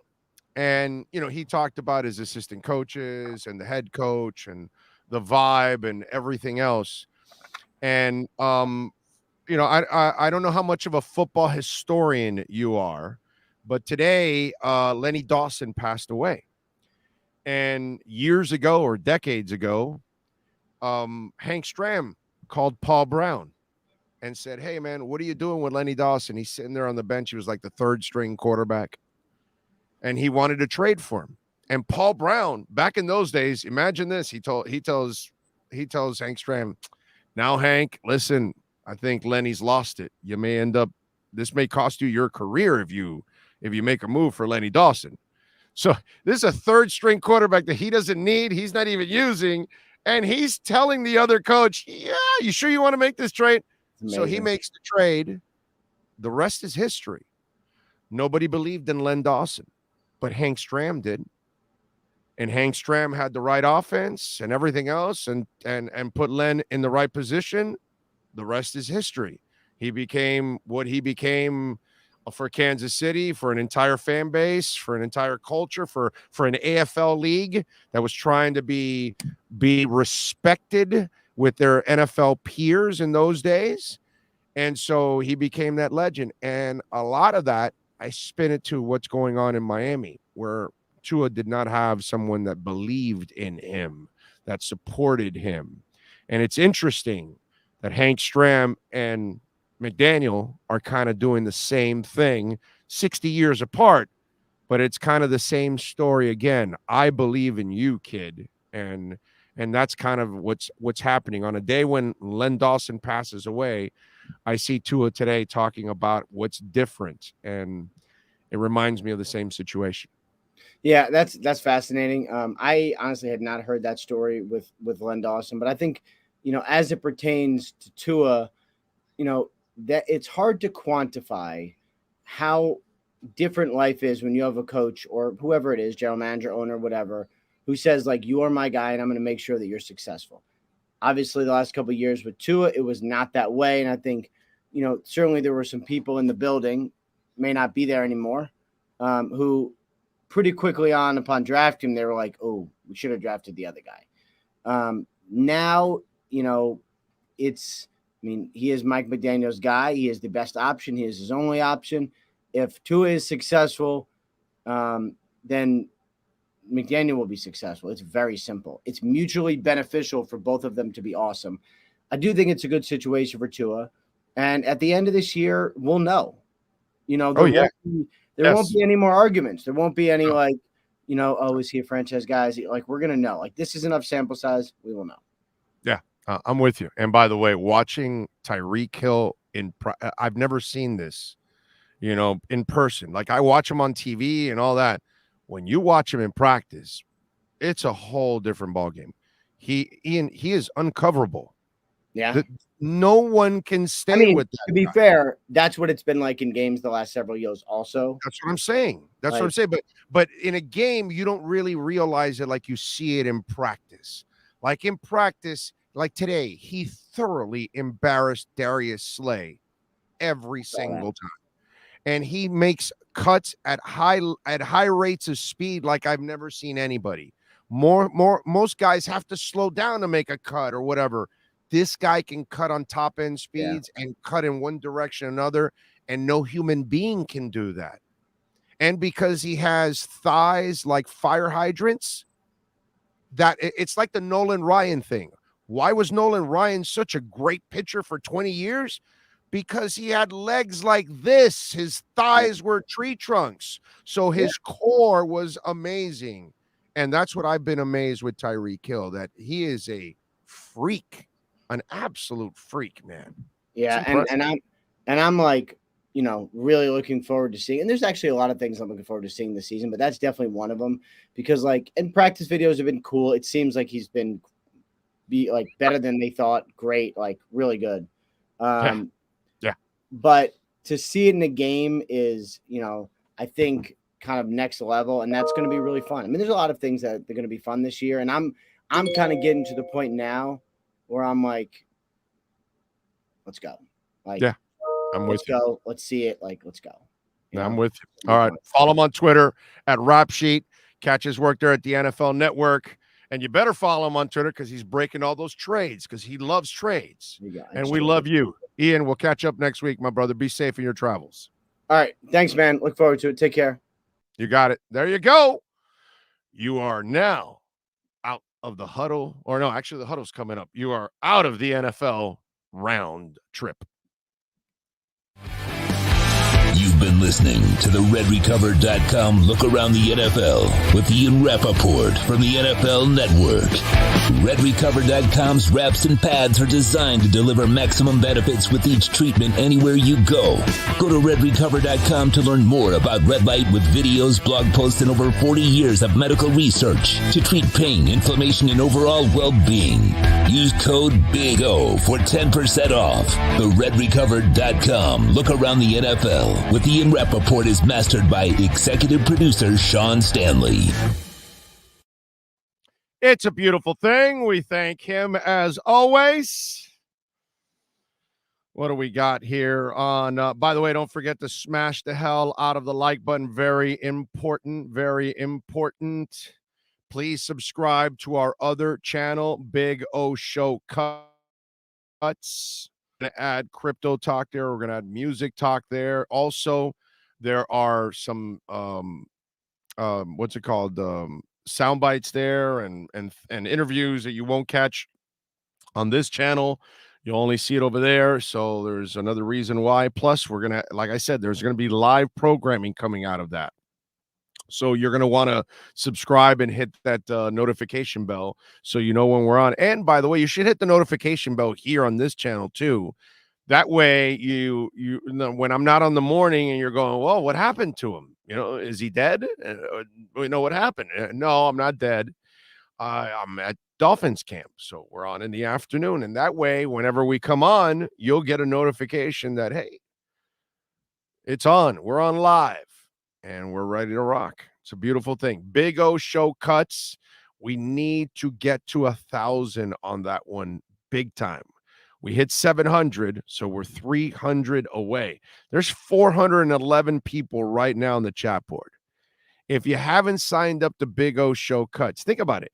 If 300 of you haven't signed up to Big O Show Cuts, you can get us to 1,000 right now. Right this second. Let's take a second and go over to Big O Show Cuts and subscribe, please. Okay? How about that? Please. Por favor. Big old Tua haters need to grow a teja. That's it, man. Tejas are life. Gotta have a teja. You gotta have the long hair, man. You want fuller hair? You take a little Nature B, and if just in case you might be balding a little, then you go for a little Red Recover. I was charging the battery. Let me put the battery on. There we go. Bam. Oh, did I not turn it on? Oh, wait a minute. Oh, not fully charged yet. Wow. Okay. I just started charging it, so I guess it's not fully charged yet. It did run out like to the bare minimum when I did do it. So yeah, there we go. Okay. Oh wait, we will wait till it charges. But anyway, so this is the hat. Okay. I tell you all the time, that's the hat. There's one that battery is only 5 minutes. That's not the one, that's the other battery. But I'm charging the other one that's 15 minutes. Big O, Bob Greasy followed Len Dawson at Purdue and both had great respect for each other. Of course. I lived for Inside the NFL with Nick Bonacani and Len Dawson. And I used to watch that religiously as a kid. And we had HBO in the house. It was like a little antenna that you would add to your TV antenna. They would put it on the TV antenna. And so you always knew who had HBO or on TV back in those days because you would spot the little antenna. You know, I had a friend of mine that his dad was a technician, like he worked for a cable company, all that. He would make his own HBO or on TV antennas. He made them, and it was cool. You know why? It was a Folgers can. It was a Folgers can with like this net that came out like a satellite net. And then I don't know what he had inside, but it allowed his house to have HBO. It was great. So he knew how to create his own receiver. And since it was just like, it was up on the house and it was just a Folgers can with some little aluminum type of satellite connected to it, nobody looked at it like anything. They wouldn't expect anything. They just look at it like, wow, that's a Folgers can. What the hell is that? Probably thinking it's some radio thing. Dude was watching HBO with that. That was the best. But anyway, as I digress, Inside the NFL was religion for us football fans. It's like watching, for you youngins, you have no idea because you got your 24-hour networks now, and that's all you know. You have no idea. But us older folks, we lived for Howard Cosell's highlights at halftime in Monday Night Football because that was probably the only place you got a complete highlight reel of games all around the NFL because you did not have no NFL ticket or anything like that. And Inside the NFL was the premier football program. And it was just awesome, man. Loved Len Dawson and Nick Bonacani. Two incredibly classy human beings. Two great players. And they knew the game well. And you learned so much by watching those guys. It was a treat. It was one of those where, and we didn't have any DVRs or any of that. Your ass had to be. The good thing is it was replayed several times. So you would get your little TV guide at the beginning of the month, and then you can see the movies and the TV shows and everything that was going to be on, and you then plan accordingly.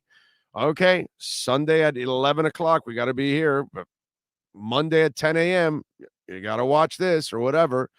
And that kind of stuff. Although Monday, 10 a.m., I was in school most of the time. But I'm just saying, it's just you had to be in front of the TV to watch those shows. There was no recording or anything like that.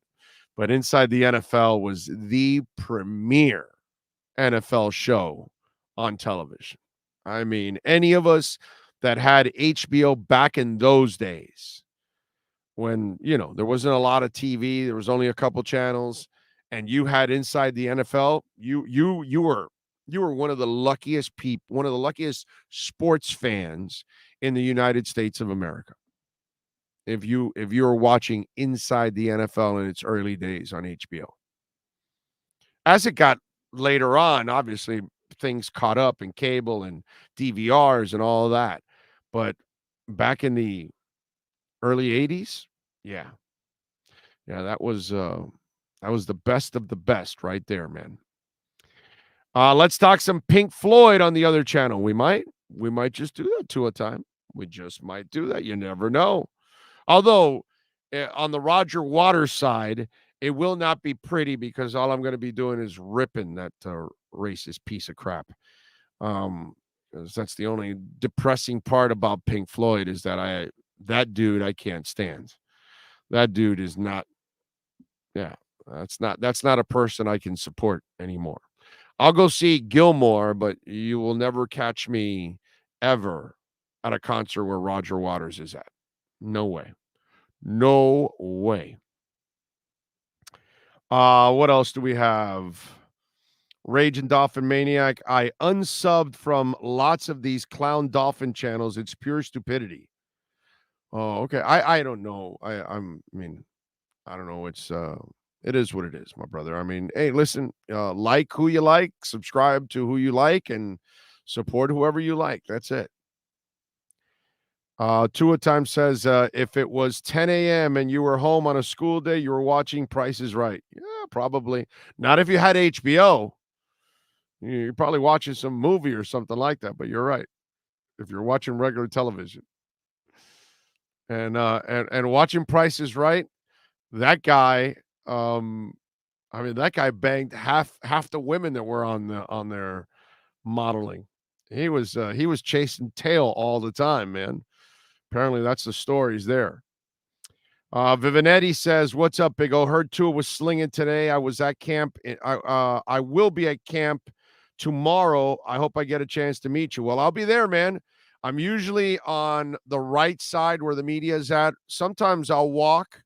Today I walked all the way across so I can watch the D and O linemen go at it, as close as possible. So I wanted to get a good feel for that. Let me tell you something today. Let's talk about something. Can I talk about something a little crazy? A little bit off the wall. First of all, in the one-on-ones on offensive linemen, Hunter Long did a nice job in blocking. Okay. Durham Smythe, as I've talked about, has passed Mike Gesicki. And he looked good again today. And Gesicki made a nice one-handed catch today also. But that's also why the trade rumors are there, because I think that Durham Smythe is the guy they like because he can block and he's become a decent pass catcher. He's not going to be as dynamic as Gesicki. So I get that. Eichenberg, up and down. So here's my crazy thing. Are y'all ready for this? How about Michael Dieter instead at left guard? I know they've gone with all these guys throughout camp. I don't know what it is. Maybe I'm missing it, but I see a lot of uneven play with Eichenberg at guard. And I wonder if maybe you're better off putting Dieter. And I saw Dieter today, man. He was pretty damn good on the one-on-ones. He was stout as hell. And just there's a part of me that's like, you know what? I don't know, man. Maybe Dieter should be the starting left guard and not Eichenberg. And maybe Eichenberg needs to go to being the swing tackle. Because maybe that's what he is, more of a tackle than he is, a guard. So I got to tell you, Dieter wasn't really like a major problem last year at center. Austin Jackson and Eichenberg and Jesse Davis were way bigger issues. Dieter and Hunt really weren't liabilities like those other guys. And I like Connor. I do. And he had a solid day today snapping. No high snaps. At least I didn't notice any. Can't say I'm perfect, and I saw every single snap, but every snap I saw was pretty damn good. There was nothing that was and the thing is, it's only slightly high for him. It's not like he's going crazy. But I was impressed with Dieter, and there's a part of me that just says, would he be the better left guard than Eichenberg? We'll see. These guys know more than I ever will about offensive line play, so they must see something that obviously I don't. Blaine Andrews, whatever, he did really well today on one-on-ones. The backup lineman was another guy that kind of stood out to me on one-on-ones today. Waddle's still limited. Now, his right ankle is the one that he had surgery on. All right, before he got to the NFL last year, remember that he was recovering from that surgery? It was that right ankle. And the right ankle is the one that's heavily taped. So maybe that's why they're taking precaution and they're saying, and it's heavily taped. And I'm not talking about taped inside the ankle and the shoe. No. It's also taped outside of the shoe and the ankle. And from my experiences, that's when it's actually worse than it normally is. Because, okay, you could tape up your ankle and then you put on your shoe, fine, and you move on. But once you also tape up the shoe and the ankle, no, they can say it's not that serious, but obviously he's been out for almost a week now. So it's getting to that point. And I get what they're saying. They probably think, well, he'll be out for a week or two, but he'll be ready for the regular season. So it's not that serious. That's kind of, I think, what they're saying.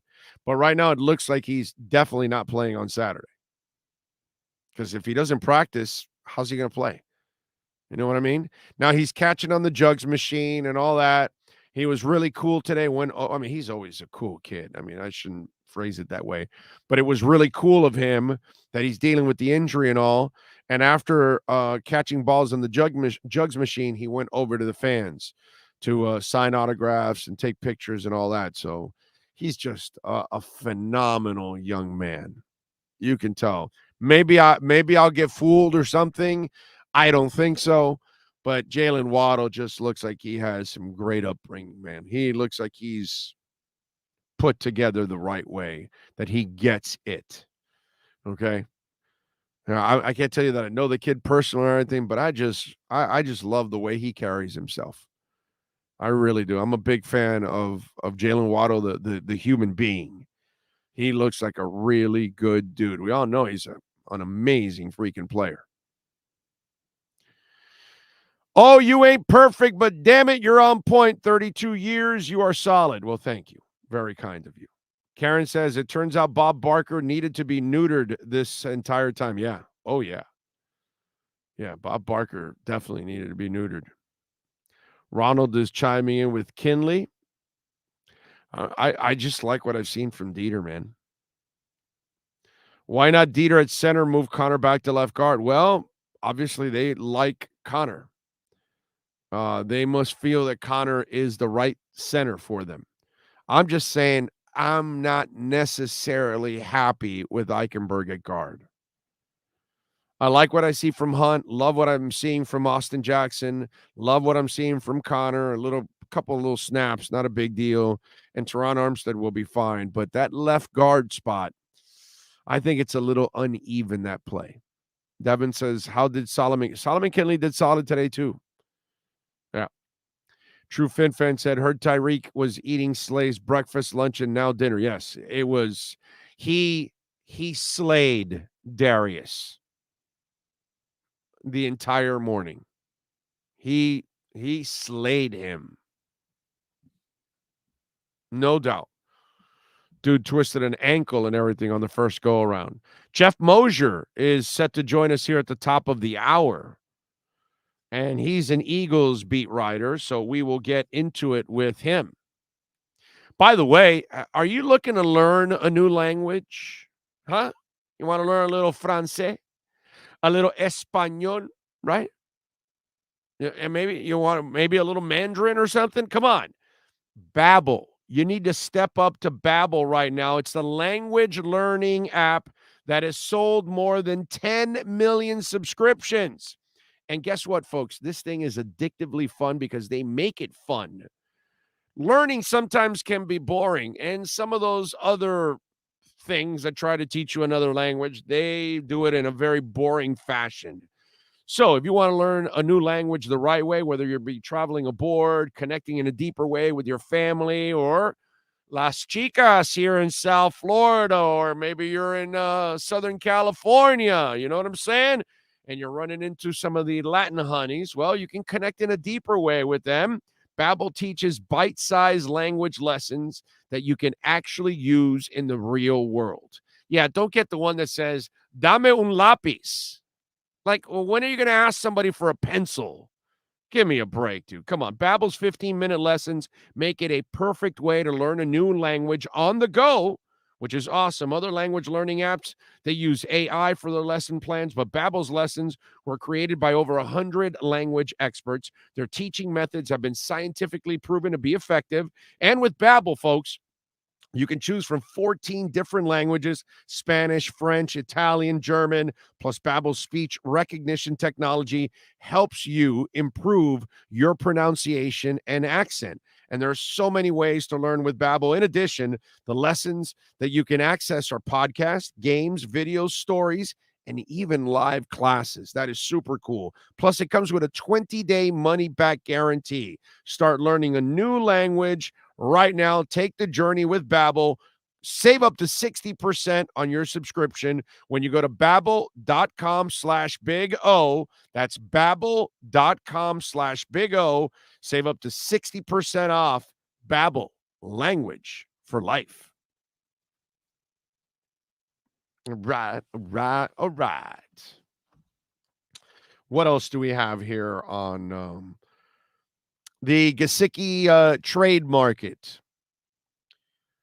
I want to remind you all again, for those of you that, you heard about Gesicki being, shopped and all that good stuff, you've got to find the team that's got $11 million under the cap. Hard money. They don't get to rework this or anything like that. They've got to take the contract the way it is. They have to then negotiate next year. So you've got to find the scheme fit. You've got to find the team that's got $11 million of hard cap space available. And so you're really asking a team that has 14, 15, 16 million, because they're going to want to have a couple million for themselves for anything else that could arise throughout the season. So that's the thing about the Gesicki. And then what are they offering you? So it's really not an easy situation to try to trade him. It's got to be a scheme fit, got to have the salary, and there's got to be a need. Those are the important factors. And then what are they offering you? Because when he does sign next year, if he leaves outright in free agency, he's going to sign a big contract with somebody, and you will get a compensatory pick. So you've got to also watch that. It's not an easy thing. It's not as easy as some people make it out to be. But there's no doubt that Durham Smythe looks like he's made inroads to the number one spot only because he's a two-way tight end. And in this offense, you have to block. And that's the problem with Gesicki. He's not known as a blocker. Now, Jeff Mosier's known as a dominator. That's right. I've known him for years, dominating his coverage of the Philadelphia Eagles. He's here in South Florida, sweating his ass off, and he joins us to start off hour number 3 right here on the Big O Radio Show.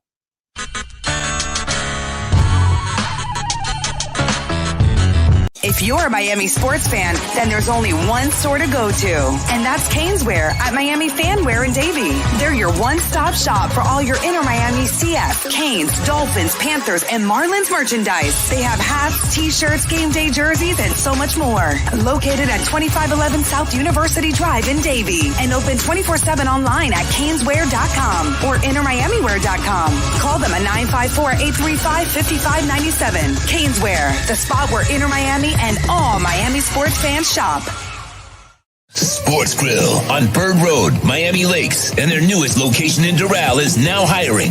If you're looking to join a great company and South Florida institution, give them a ring or drop an email. Sports Grill is hiring all kinds of positions from hostess to servers, bartenders, or join the kitchen staff to craft some great food for their amazing customers. Please send your resume to m.cruz@sportsgrillmiami.com or call 305-219-5726. That's 305-219-5726. Sports Grill. Good food, good drink, good friends. Red Recover now offers a simple-to-use, professional-grade light therapy device designed to help your dog heal and live a healthier life. Red Recover emits red and infrared light therapy based on the same science that NASA developed, all in a soft, flexible housing pad powered by a convenient, rechargeable lithium-ion battery. Give your dog the same therapy that many veterinarians use today, but at a fraction of the cost. Pads are available in 3 sizes and come with attachment straps, clips, and an easy-to-use manual. Red Recover can help your dog with arthritic conditions, muscle soreness, intervertebral disc disease, ACL rehabilitation, performance, aging, and general health and happiness. You simply place the pad over the desired area and allow our proprietary Tri-Light therapeutic wrap to penetrate deep into the tissue where a number of healing parameters will be stimulated. When starting treatment, apply for 10 to 15 minutes daily and lessen the application time as needed for best results. Say yes to science and give your dog the care it deserves with Red Recover.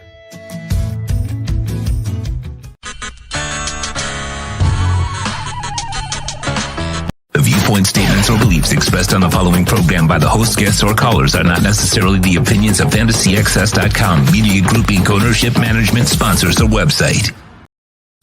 When it comes to South Florida sports teams, very few in the media have witnessed, lived, and covered it like the Big O. Let's start the program dedicated to your favorite South Florida teams with a passion that's unmatched. The Big O Radio Show is on. Here's the Big O. Rock, hour number 3 of the program. Jeff Mosier is kind enough to join us from Inside Birds. You can follow Jeff on Twitter at Jeff Mosier, and you can catch him here doing his thing right now. How you feeling, Jeff? You cooled down already? You get a good sweat in? Yeah, no, that was a nice sweat. It had been a while. You know, we did have a streak of about 9 or 10 days up in the Philadelphia, Jersey area where we had 95 to 100 degree weather. So right. It wasn't like I just got off the plane and I'm like, oh, it's that Florida weather. We had some rough days. Yeah, you're right, dude. I don't think people realize that it gets hot as hell in the Northeast. It does. It just gets hot, and you guys also, you know, you have your share of water coming off the Atlantic, so the humidity, you know, eats you up. Because I've stayed summers in New York, and summers in New York are a bitch, dude. I mean, it gets hot there too also. So yeah, we're not the only ones. The thing is, we're a peninsula, so it's just the humidity is probably just a little bit more than most places. Yeah, the thickness of the air was definitely noticeable. It was nice to get underneath those stands where you could feel the cross breeze. That was nice. Yeah. So I told you before the practice that watching Tyreek is something that it's like you're amazed when you watch him in the NFL, but then watching him in person make those cuts and just get easy separation from people. Did you experience a little bit of that today? Well, I mean, right from the start, the very first play of 7-on-7s is Tyreek versus Darius Slay. And look, he wasn't toasted, but he beat Slay, and then there's a little contact at the end, and he makes the catch.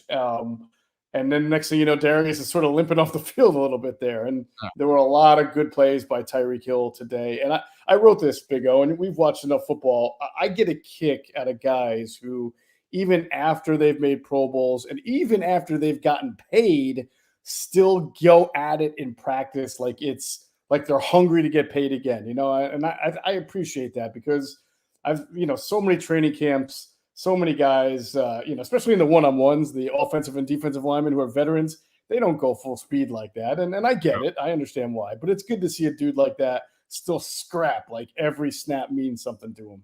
Yeah, it is amazing because he does exactly that. And JT was like that. There's just certain guys, the special ones are like Tom Brady's like that, dude. Yeah. He takes it serious and he wants to win all the time. So the really special ones, they take pride in all of it. And I think also I give Tyreek a lot of credit for awareness. He understands what he walked into, that he and I don't know if you caught like the 2/3 into Tua today when somebody asked him about the difference, and then he started to elaborate and talk about that. And Tyreek wasn't here the last 2 years to watch Flo, who was anti-Tua, was, I don't know, anti-offense practically because he couldn't put together an offensive staff. It was just a disaster, and there wasn't a lot of support. And so now Tyreek comes in and everything is supported here, and so now it's a different situation. But to his credit, he also understands that not only does he have to play hard, but he has to also lead. And that's been the cool part, that he's also embraced having to lead the wide receivers in the offense too. Yeah, I would think, just knowing how he's wired, that he kind of gets maybe a little bit of a jolt or a kick out of being in a new market where he's the big piece, the big acquisition, the guy who's going to take the offense over the top, where no matter what he did in Kansas City, you got Patrick Mahomes there. And of course, Travis Kelce was sort of his equal as far as fan popularity. I mean, there's no doubt his talent is undeniable. He's one of the best receivers in the NFL, but he's always kind of part of an offensive Mount Rushmore in Kansas City. Right. Whereas he comes here and it's the Tyreek Hill show until everybody else kind of steps up a little bit. Yeah, he's a savior. All right, so where were you with Tua? Are you a believer? Are you a non-believer? I'm obviously a major believer in the kid, and I think now he has the structure around him. That's where I stand with it. That was my contention for 2 years. No offensive line, no running game, I mean, dude, last year you had 3 offensive coordinators. None of them have run their own offense. You had you had a quarterbacks coach, never been a quarterbacks coach in college or the NFL. You had an offensive line coach that the most he was an assistant offensive line coach, has never had his own offensive line, never had success. 4 of your linemen are either 1 or 2 year starters, and your right tackle, which is to his blind side, is a journeyman. So and by the way, no running backs. So how are you supposed to succeed? Oh, and all the receivers were injured except for Waddle. Right. Great question. Having said all that, Tua was the least sacked quarterback in the NFL last year. Yeah, that's impressive. So I always think this offense will help that. Say that again. Right, and I think you were just saying environment, and I think the McDaniel offense will help that. I mean, at its very core, it's about misdirection, motion. I don't know if I saw a ton of that today, but in general, that's what San Francisco's offense is, and I imagine you'll see a little bit of that once the regular season starts. It's about getting guys open in space, and to your environment point, I don't know if there's a better combo really of what you want from a quarterback and a weapons tandem than having a guy like Tua who can distribute to both Jalen Waddle and Tyreek Hill, guys who yes, they can take a top off any defense, but they're also excellent. They're not Deshaun Jacksons. What they also do really well is catch the ball in the flats, over the middle, in other parts of the field, and then turn upfield. In fact, the Eagles just got one of those receivers in A.J. Brown, who we're seeing. He's been different than any other Eagles receiver they've had since T.O. Not that I'm saying that they're the same, but the same style of physical, compactly built. Deshaun Jackson was a great receiver for the Eagles, but he was sort of a 2-route type of guy, a post or a 9. Alshon Jeffrey, when he came to the Eagles, was a physical receiver, but he was more of a jump ball, contested catch guy in Chicago, and that never really was his thing with Carson Wentz or Jeff, do you know that guy got to South Carolina as a defensive end? I believe it. He was about as fast as Alshon Jeffrey. Alshon Jeffrey was a defensive end when he got to South Carolina, and they said, "Yeah, let's convert you to wide receiver." Wow, what a life-changing move for him. How many? I don't know of any other player that's ever done that. Yeah, no, weird position. That's crazy. Yeah. So to be able to, so I was a little skeptical when they brought in Tyreek Hill of how this offensive construct would work, because I felt like Jalen Waddle was Tyreek Hill light, and you had got two guys of very similar skill sets.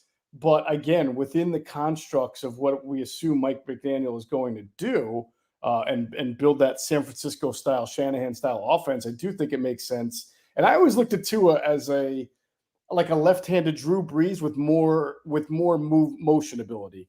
Yes. Short timing patterns. He's going to anticipate better. He's not going to blow you away with his arm strength, but neither did Drew. But he doesn't have to if you put the right type of offensive scheme and weapons around him. Len Dawson did not have a gun. It's Joe Montana did not have a gun. Right. There's a shit ton of quarterbacks, and all those guys that I talked about, they can't have two people draped on them and they're going to throw a 40-yard strike like Ben Roethlisberger or Herbert or any of those big ass quarterbacks. Breeze not going to do that for you, bro. Neither is Fran Tarkenton. There's a ton of those kind of quarterbacks, and Tua's one of those kind of guys, just like Breeze. You got to keep the pocket clean for him. Give him the 3 seconds or 2.5 seconds he needs. You get open, and everything's fine. Montana could not do it either, bro. Montana can't have two people draped on him and he's throwing to Jerry Rice. No, bro. He needed a clean pocket in order to do his thing. And this quarterback has succeeded in Bob Greasy was that guy also. He didn't have a gun either, but you have to give him a line, give him a running game, and then the play action and everything else, he'll take over and he'll be able to do that. There's this misconception that your quarterback has to be 6'5", he has to have a rocket arm that can throw it right out of the stadium, and then that makes him successful. And to that I say Jamarcus Russell, and I could just go on and talk about Ryan Leaf, and I could talk about Jeff George. Jeff George is one of the five best arms I have ever seen in my life. But his heart and his mind, I don't want him on the football field at any time for my team. Just like Achilles Smith and a whole bunch of other guys that had way more physical abilities than Tua or Breeze or Montana or Fran Tarkenton or any of those kind of quarterbacks that I've seen over my lifetime. That's the misconception here, that there's only one way to build a quarterback, and that's just wrong, dude. We have those same discussions in Philly about Jalen Hurts, because like you're mentioning, he is not blessed with the strongest arm in the world. It's not a weak arm. It's not a bad arm. It's just that when he throws the ball, his feet need to be set. If he tries to throw on the run, if he tries to throw off the back foot, if he tries to throw in an unconventional manner, that's when the interceptions happen. And he didn't throw that many interceptions last year, but on almost every single one, you could see that habit. And in a strange way, because we went from seeing Carson Wentz, who does have the 6'6" body, the rocket arm, but athleticism, but lacked in other areas, whether it's leadership or accuracy or refusal to dump the ball off when the checkdown's open. So it's weird to have gone from that guy who really did put together one of the greatest seasons, it's not like that far away. It's still 2017 that Eagles fans had seen since maybe Donovan McNabb's like second or third season, maybe even better than those seasons. And remember, they went from he made throws that McNabb could never make. Right. I mean, he made throws that no Eagles quarterback had ever made at that point. So he went from McNabb. He made plays that very few quarterbacks in the history of the game can make. I don't know what happened to that kid between the ears, but something got juggled in there, and he lost his mojo completely. Because I don't believe he lost his ability, because he has the ability. I think he lost his mojo. It's the weirdest thing, bro, because that guy was impressive, my brother. The first couple certainly of years, not something we all saw coming. Yeah, that was strange. Right, the first couple of years, we were saying Carson Wentz is headed to the freaking Hall of Fame. Yep. Right? That's what I thought. That's what I thought. No. I don't know what happened to him. So to go from like McNabb to Vic to basically Wentz with a little bit of Bradford in between, Sam Bradford in between, and Foles, like all of them were your vintage prototype. I mean, they're all different. Vic can run around, Sam Bradford can't, but they all had really, really smooth, nice, big power arms. And Jalen Hurts is just a notch below that, but he's been a great leader so far. He is all about that. Even though he's Oklahoma, really started off at Alabama, you see the same kind of Sabanisms that come with him. Rent is due every day, can't be late, got to work, and the team loves him and they rally around him. He's a phenomenal young man. He is a great young guy. He's easy to root for. But yes. To your point, we still have the same discussions that he can't go out there and try to play the game like he's Justin Herbert or like he's Dan Marino, to go local. Right. He's got to win before the ball is snapped. He's got to be able to go through progressions a little bit better. Last year was kind of like a one read, maybe get to the second. He bailed from the pocket too early. This year, this spring and summer, we've seen him do a better job of hanging in there. Probably getting to that second read a little bit more. If he can get to third, that would be incredible. But I think that the projection he's going on right now is just, it bodes well for the Eagles offense. The same way what I saw from Tua today, the way he commanded the offense, the way it was very quick, the 3-step drops, the timing, he almost seemed to know where he wanted to go with the ball, sometimes even before the ball was snapped. The Eagles don't do a lot of intricate stuff defensively, so I think that helps out. And I thought he looked pretty good today. Tua's a smart guy. Tua's a smart guy. I like Jalen.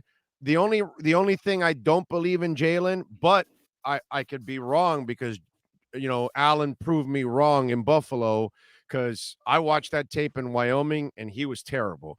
And then I saw him in the Senior Bowl and he was spraying it all over the place. And I said, I wouldn't touch this guy with a 10-foot pole. And I laughed my ass off when Buffalo traded for him. And then the first year, he justified everything I said. And then all of a sudden, he somehow figured out accuracy. And I've always been the guy that I've never believed a quarterback can fix accuracy. You either have it or you don't. I always use, what I always use the analogy? We go to the park, and there's 6 or 8 of us, and we won't play 3-on-3, 4-on-4. Usually there's only one dude that can throw out of the entire group. The second guy is not that good. You don't really want to be on that team. You want to be on the one that the guy can throw because that guy can hit you in stride even if he's never played with you. Why? Because he has it. He has aim. It's just one of those things. And I've always believed that, and it's always come through. You come in inaccurate, you're never going to be. Look at Ryan Tannehill. He still does the same shit he did here in Miami and Tennessee. The thing is, A.J. Brown and Henry made him look so, useful at that point. But when the game is on him, forget it. It's over. He's not going to be able to, lift you up. So I look at this and I say, okay, this kid can figure it out, the accuracy part, because it's what you said. He doesn't have great aim. I mean, he doesn't have a great arm, but he has the athleticism. He has the work ethic. His arm is more than strong enough. He's actually more mobile than Tua is. So he's a little better athlete. But if he can just fix that accuracy, that's the one thing I see in him. So you tell me, is that for you the issue at times? Is his accuracy? So when he's off, Big O, he's not like even what Josh Allen was on his worst days. It's more again of being rushed or not throwing off the correct foot. It's really mechanics because when he's clean, he does not have. I would say his rookie year, he started those 4 games, and then to start last year, there were times where the pocket was clean and the ball placement wasn't like if the receiver is running a crossing route, it's a little behind. But he's really, I thought he fine-tuned that over the second half. The reason why they didn't beat any good teams last year was because they, in general, were not good enough and not ready. They didn't have A.J. Brown. Jalen Reagor struggled. So it's a new offensive staff. So they just decided to run the ball on everybody. And they have a lot to prove. Don't get me wrong, they do. But I think when quarterbacks improve their accuracy, sometimes it's physical and sometimes it's just because when they have a more comfort or a better understanding of where they want to go with the ball and they're not indecisive, then they're able to go ahead and make the sharp, crisp throw. There are some guys who are just, you said, naturally inaccurate, and it looks ugly, and it looks ugly. He's never had that, like, it looks ugly. He's never repeatedly missed guys in practice left and right. It's really only when he gets pressured or when he's confused by what they're doing to him, which a lot of teams that were good last year were able to do to him, that he got inaccurate. So I think for him, it's just experience, comfort, improving his understanding of what defenses are going to do, which will be tough for him because this year there is now a year and 4 games worth of tape on him. So everything he saw, he's now going to have to get used to now seeing a little bit differently because teams are going to adjust to the adjustment. Last year he got to adjust by seeing some of those division teams. Now they're going to play like New Orleans and Detroit. They played those teams last year. All right. So now these teams know what he did well and didn't do well. So it will be a weekly, like I say, readjustment to the adjustment that's going to have to make him comfortable. Follow him on Twitter, by the way, at Jeff Mosier, and catch his work there at Inside Birds, at Inside Birds and InsideBirds.com. Or no, InsideTheBirds.com, isn't it? Yeah, it's the company is Inside the Birds. The podcast is Inside the Birds, but I couldn't get that damn Twitter handle, so Twitter handle has to be at Inside Birds. And the dude wouldn't sell it to you? I think it's like an actual animal bird loving and they need that. So all right, so we'll wrap it up with this. What were your thoughts of the Dolphins before you walked into the field today? And then after practice today, what was your assessment of the Dolphins team? Offense, defense, everything that you saw out there. Yeah, and listen, I've never blown smoke up your ass. You've never done that to mine. Me and Adam Kaplan, my partner for Inside the Birds. Love Adam. We've been a little more, I would say, we've been higher on the Dolphins than other fans in the Northeast who just kind of think it's like the Dolphins. The Dolphins are the Dolphins. They've been bad for a while, so why give them the benefit of the doubt? And I get that, but I can't ignore talent, and I think they have great playmaking talent. I liked their defense last year. I like a lot of their players. I like Agba. I like the safety. I like the corner. Holland, he's a pretty good player. The corners are good. I think that what I really liked today was seeing what the defensive coordinator, Hoyer, is it? Yeah, Boyer. Boyer, that's right, Boyer. Yeah. Not the Patriots quarterback, Hoyer. I liked what he was doing. He threw the kitchen sink at the Eagles offense, and they were uncomfortable. They did not know how to block it up a lot. And from what I could see on the far field, all the Eagles quarterbacks were just like dinking, like get it out. Yeah. And it wasn't the same blitz. There were times you had 7 guys up and then 3 guys dropped at the last second. I really am a big fan in today's NFL of coordinators that use deception and disguise more than just throwing 7-man rushes at people, more than just saying, I'm going to blitz you, or even more like Jim Schwartz, who would just say, I have a 4-man rush and I'm going to play the same cover 3, cover 1 behind it, and just 4-man rush you to death. I like somebody who's bringing something to the table that quarterbacks have to think and adjust to. And I saw that today from the Dolphins defense. So I thought that was really good. And again, the offense, I like the tempo that it worked with. It seemed like it was a good harmony, a good rhythm. And I'm sure their structure, Jeff. Their structure. Yeah, it's amazing. I wondered about McDaniel, but they had no fucking idea what they were doing last year, bro. Wow. None whatsoever. It was a joke last year. I ripped that entire coaching staff because I kept telling everybody in the first couple of weeks, I said, coaching's a problem here. They don't have people that know how to teach these guys what to do. And, whoever tells you that coaching isn't important, they don't know jack crap about the NFL. You better have good coaches, bro. Or if not, you are not getting anywhere. All right. Tell them about Inside the Birds. I know it's more of a Dolphin fan base here, but, we might have some Eagles flying in and out, so you never know. Yeah, I hear there are a lot of Philadelphians in South Florida, all over Florida, actually. So, Inside the Birds. Myself, Adam Kaplan, it's our company. We've got the Inside the Birds podcast, which is on every podcast platform. We've got the Inside the Birds YouTube channel where you can watch all of our podcasts and our other presentations. We have InsideTheBirds.com. And, of course, we have Inside the Birds Radio. We'll be on 97.5 The Fanatic this fall on Monday nights, 6 to 8 p.m. So you can find us almost everywhere, man.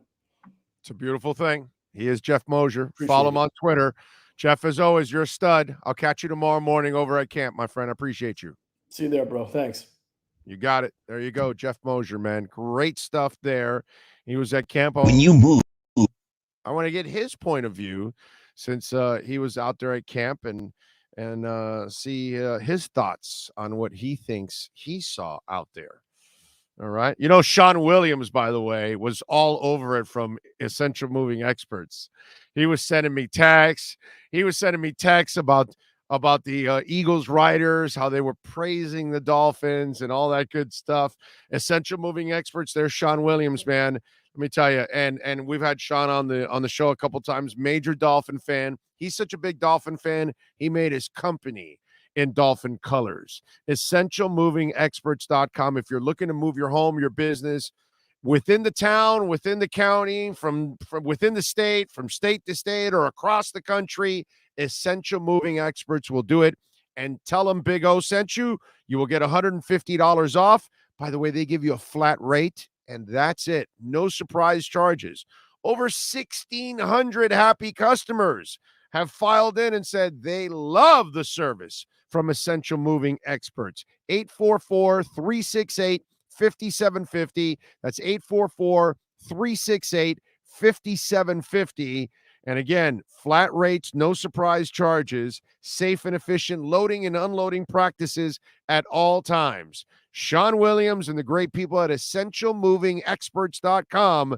Tell them Big O sent you and get $150 off. All right. Let's see. Mike Pouncey was a great center, but was injured too much. Yes, he was. And he also had a terrible, terrible taste in Friends by defending Aaron Hernandez. That was catastrophically stupid. Van Ginkel hurt? Yes, but we don't know how serious it is. It might just be a little tweak. It might be something serious. We have no idea. Nick Needham also left practice today with a trainer, did not return. Remember, he had the finger injury. I don't know what else he suffered in that practice. So it's football, man. It is tough. Let's see. Dwight Stevenson might have been the Finns' last great center. Yeah. Pouncey was a very good center for, spurts, let's just say, because he had so many injuries. But yeah, he definitely was a heck of a center, but not like those guys. Those guys were monsters and long-term monsters too. We also get a bad smell coming from Highmark Stadium. I don't know what that means. He is a great person. When he came to Sports Grill last season, he took photos with everyone, and his whole family were great people too. Oh, you're talking about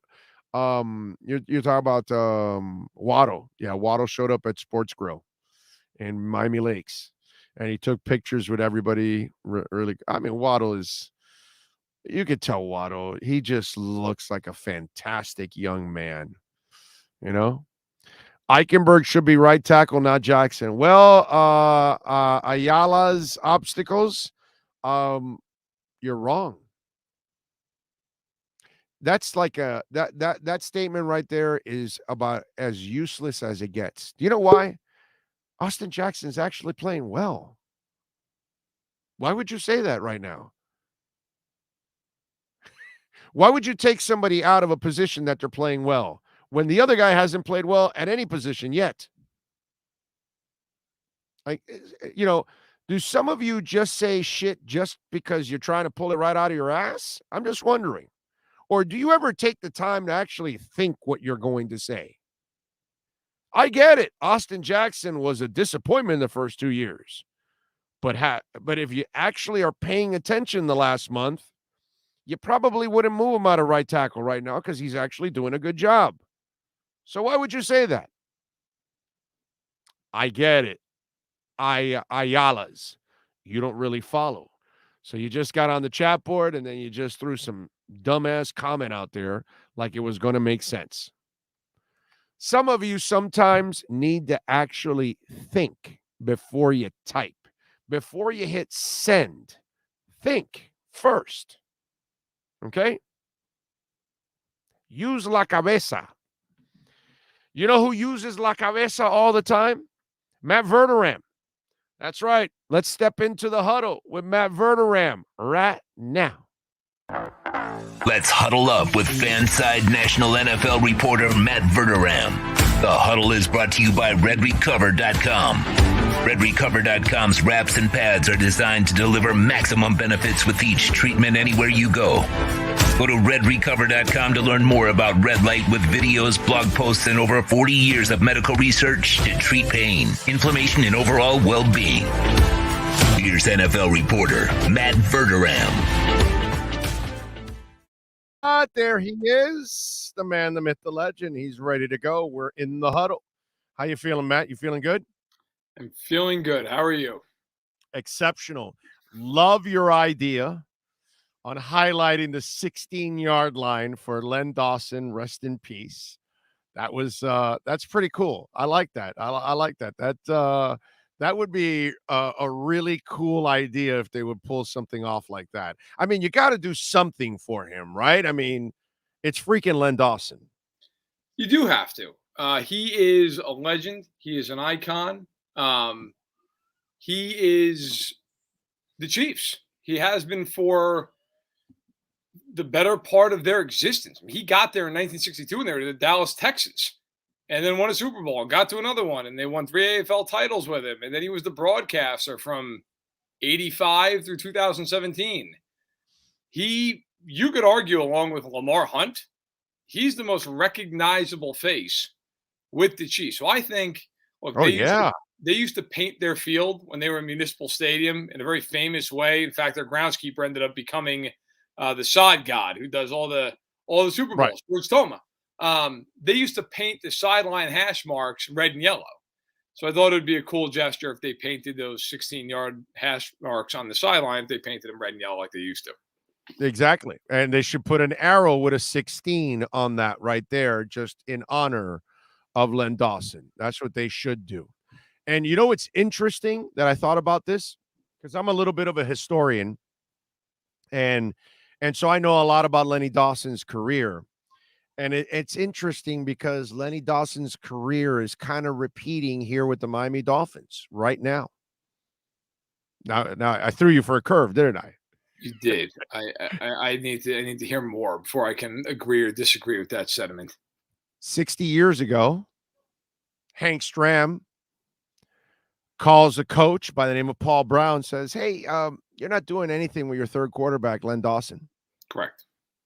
And Paul Brown says, "Hank, Lenny, I think, has lost it. And, if you want, I'll make this trade, but if you want to, but I'm telling you, this might cost you your job." It's true. Basically, Paul Brown told him that. And you're a Kansas City guy. You know what I'm talking about. I do. You're right. So Hank Stram believed in Len Dawson. Now I think you're following me now. And so the rest is history. Well, for the last 2 years, Tua Tagovailoa had to deal with a coach that couldn't stand him, didn't want him, thought he could actually win with Jacoby Brissett instead of him. Meanwhile, in the 2 years, the only quarterback that had a winning record was not Ryan Fitzpatrick, was not Jacoby Brissett, it was Tua Tagovailoa. But Tua Tagovailoa never felt comfortable here. Why? Because the coach never wanted you. He wanted Jordan Love, not you. And so now in comes Mike McDaniel, a.k.a. Hank Stram. And he's the guy that believes in Tua. And he's the guy that's building the offense around Tua. And while others tell you that he can't play, he feels he can play in his system. And by the way, Len Dawson was not a great athlete, did not have a rocket for an arm. You know what I mean? Like a lot of quarterbacks in this league have had tons of success, whether it's Bob Greasy or Drew Brees or Joe Montana or whatever, that they weren't 6'5". They didn't have arms that they could throw it out of the stadium, but they were smart and they were put in the right system. And that's always so important. And it's interesting that on a day when we lose Len Dawson, if you know the history of Len Dawson, there's a lot of similarities of what's going on with Mike McDaniel and Tua and what he had to deal with, just like what Len Dawson had to deal with throughout his career and trying to find his way. That was a very, very well thought out argument. I think it's early. I think it's very early. But I'm just talking about the belief factor. All I'm saying is Mike McDaniel is Hank Stram right now. That's all I'm saying. He's saying, that's my guy. Okay. Oh, well, Paul Brown, you tell me he's not? Fine. I want him. I believe in Len Dawson. And I'm just saying, that's what Mike McDaniel is doing. I believe in Tua. And I believe that the system he has now is actually exactly what he needs in order to succeed. But we'll find out. Of course, it's early, but I'm just saying the similarities are there. That's all I'm saying. Here's what I would say. Tua has an opportunity, and he's going to have to take advantage of it. Because if he doesn't take advantage of it, there's a very good chance that he's changing zip codes fairly soon. So they need to get the job done. Dawson in his first year with the Dallas Texans, they won. They won the AFL championship. Now, I'm not saying Tua's got to win the title. No. Okay, that's beyond the pale. They're going to make the playoffs. They got to win 10-plus games. They need to be impactful and be playing meaningful football in December and January. And if they are, then I think even if his stats aren't overwhelming, then I think he's fine.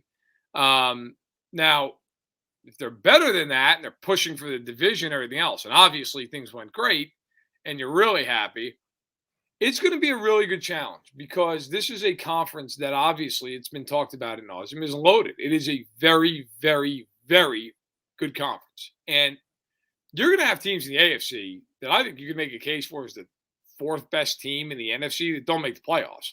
I mean, you're going to have some team out there that walks away after week 18 going, we didn't get in the playoffs? How is that possible? The AFC is an animal. That is unlike the NFC. So it's going to be very interesting to see how that shakes. Like there aren't a lot of teams in the AFC that I look at and think that team's terrible. There are a few. I don't think the Jets are particularly good. Houston's obviously in a full-blown rebuild. That's probably it. Like I don't think anybody else, even Jacksonville. I don't think Jacksonville's terrible. The NFC, there's a good 6 teams in the NFC that are awful. That if you play them, you are any kind of decent, you should win the game. Yeah, no, I'm with you. I'm with you there. No doubt about that. By the way, your boy had a field day today. He slayed Darius all day long. Poor guy twisted up an ankle on the first deep ball. Listen, anybody who tries to guard him one-on-one is cooked. I don't care who it is. I don't care if it's Jalen Ramsey, anybody.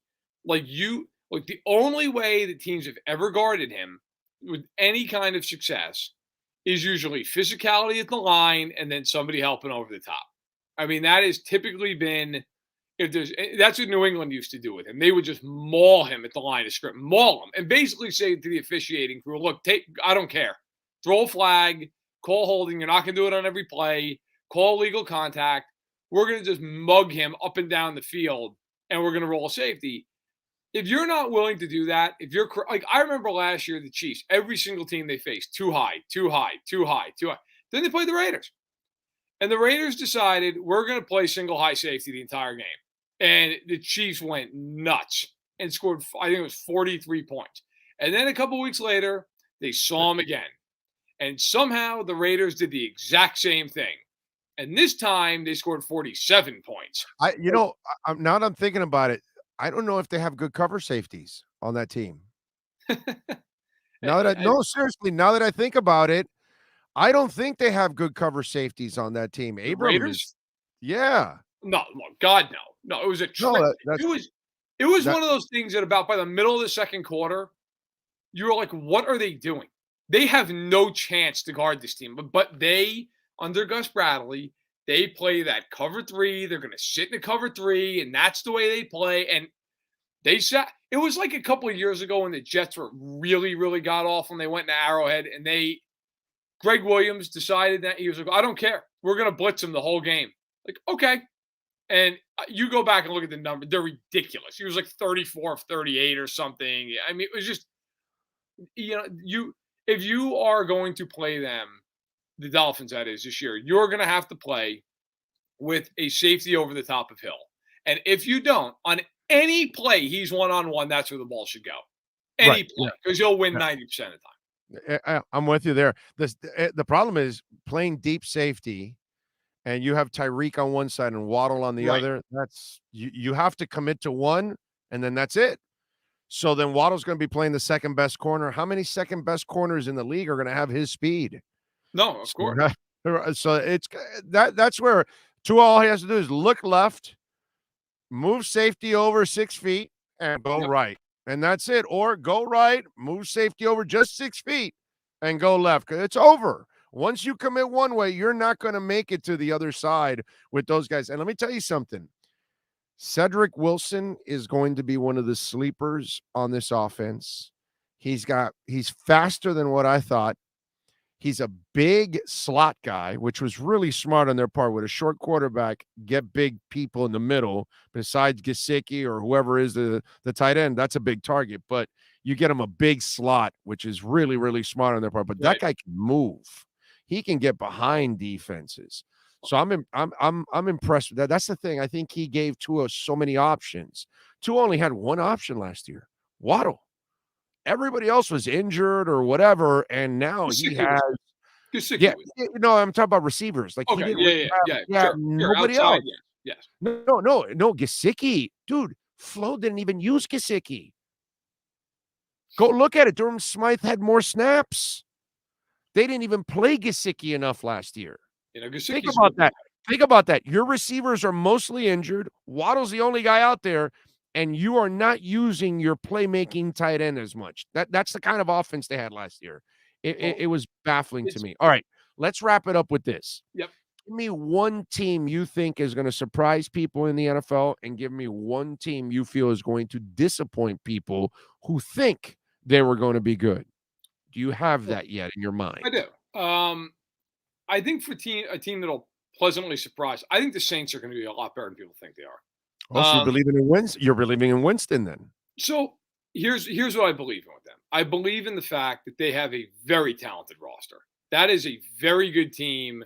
They were a team to start at the Dolphins with receiving issues. I mean, they only had really Kamara when he was healthy as the back, who was pretty much the best receiver. They had nobody last year who could catch a pass. Now they have Olave, they have Landry, Thomas comes back, Kamara's there. They have a good offensive line. I like Penning. I know Armstead is obviously now Miami. Penning comes in as the first-round pick. Defensively, they're really good. I just wish Peyton would have stayed because Winston was turning the corner. I think it was 17-3 or something something. Go look at his touchdown interception ratio. It's freaking awesome. He was playing well. I mean, look, my concerns with them are Winston will regress and throw 25 picks. And Dennis Allen, as the head coach of the Raiders, was an absolute disaster. Now, the reason I'm willing to overlook that a little is it was the Raiders at the peak of their dysfunction. Like, I don't know that Vince Lombardi could have gone in there and won games. That team was insane, and they were talentless. So I like that Allen at least is a guy who, like, that he knows the team. He's been there. He's been there for years. Like, I think in a lot of ways he'll let the offensive staff run the offense. Yeah. So I'm okay with it. I think the Saints are good. I think the Saints are a playoff caliber team. I like the moves they've made. On the other side, like, you look at a team and go, all right, who's going to disappoint? Maybe I'm off on this. I'm going to take a team out of the AFC West based on the fact that I just don't think all four of those teams can be as good as people think they're going to be. Like, one of those teams is going to get beat up by the other three. You're right. My pick for that is the Raiders. I just think they don't have a defense outside of Crosby and Jones. And in that division, like, if you can't cover, you're dead. You are just dead. I mean, those teams are going to unload on you for 4 quarters. I think Carr is going to have a really good year. I love their weapons. I don't love that Waller's basically been out the entire summer, and they can't seem to figure out when he's coming back. I don't love that. The other thing that scares me with them, their offensive line is not good. And that's it. Again, in that division, look at all the pass rushers you have on all the other teams. I mean, you've got Bosa and Mack. You've got Gregory and Chubb. You've got Jones and Clark and Karlaftis and Dunlap. Like, it is just, if you cannot protect and you can't cover in that division, you are going to get lit up. And I think the Raiders could be 8-9 and be like a 4 seed in the NFC. But I just think in that division, they're going to have a really hard time. All right, well, tell them about Stacking the Box there and Fansided, my brother. Always. So Stacking the Box, you can check it out live, noon Eastern on Tuesdays on YouTube. You can also just subscribe to it anywhere that you find your podcast, through Apple, Spotify, Google Play, you name it. And then during the season, Sundays, if you don't like the pregame shows, if you get bored with them, you can go to the channel again on YouTube. We will be live from noon Eastern right to kickoff, breaking down all the games from noon to 1 Eastern, and lead you right into kickoff. So hopefully some of you out there enjoy it and subscribe to it. We have a lot of fun on the channel, and I hope you'll join us. Support my guy, Matt Verderam, and you can catch him every week here stepping into the huddle with redrecover.com. Matt, as always, I appreciate you, my friend. We'll catch up next week. Enjoy the football. Sounds good. Take care. You got it. We step out of the huddle. This has been The Huddle with NFL reporter Matt Verderam. RedRecover.com helps pros and everyday warriors heal on the go with their medical-grade, highly specialized devices designed for each area of the body. Go to RedRecover.com to learn more about red light with videos, blog posts, and over 40 years of medical research to treat pain, inflammation, and overall well-being. All right. Actor Irene Bedard has been arrested for disorderly conduct. Ohio police have confirmed. Now, you guys are asking me, who is that? It's a 55-year-old best known for voicing the character Pocahontas back in 95. According to the report, two females were arguing when they walked out into the street screaming without any regard for traffic. After two officers separated the pair, one was identified as Bedard and the other was identified as Sheila Johnson. A third officer came onto the scene and spoke with Bedard, and the report says as she spoke, there was a strong odor of alcohol on her breath. However, she told Ohio police that she had not consumed any alcohol that day, although she did disclose that she had consumed a bottle of vodka the day before. Damn, bitch, you didn't brush your teeth? Bedard then explained that Johnson had been trying to help her into the studio, but she was unable to locate her keys. It says the actor's emotions changed rapidly. One moment she would be calm before being upset, eventually crying. It added at some point she became angry with the officers, citing a previous incident where she said police didn't help her.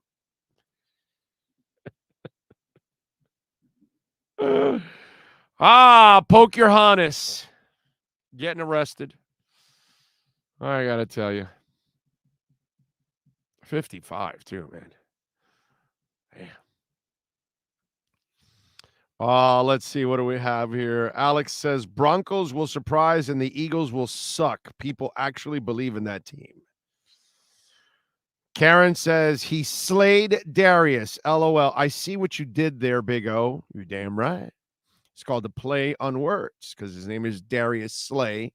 So he slayed Darius all day long. I mean, what's it called? Tyreek. Darius Slay is just going to have nightmares. I think he won't even practice tomorrow. I think tomorrow he'll have ice wrap on his thighs or something and say, yeah, no, I got to take it off.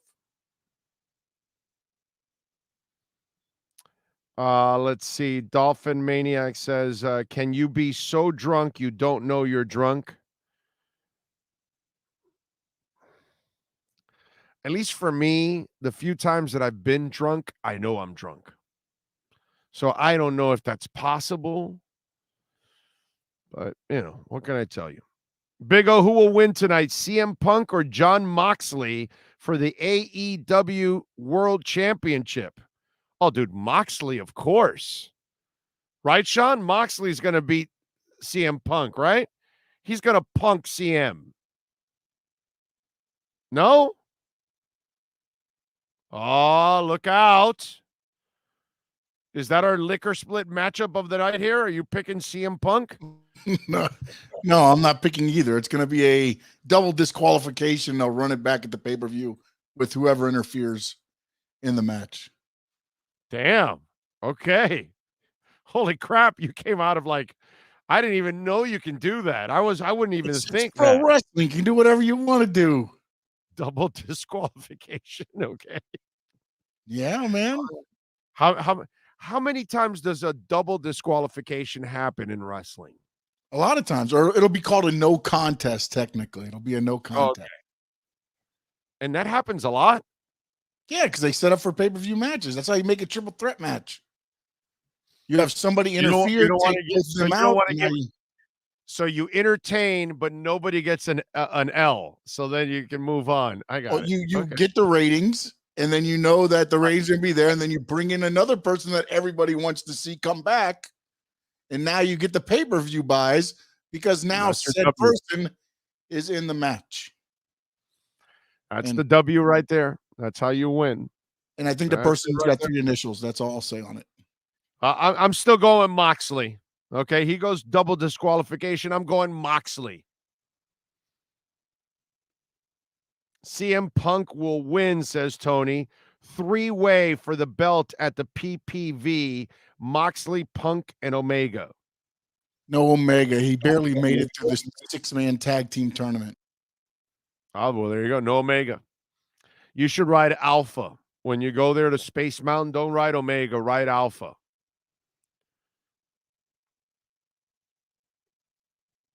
Some of you are wondering, what the hell is he talking about? Fun fact, Disney thought Pocahontas was going to be a bigger movie than The Lion King, so they put their best writers and animators in Pocahontas and their B designers in The Lion King. Well, there you go. The bees have it. I love it. That's pretty cool. Very nice, Karen.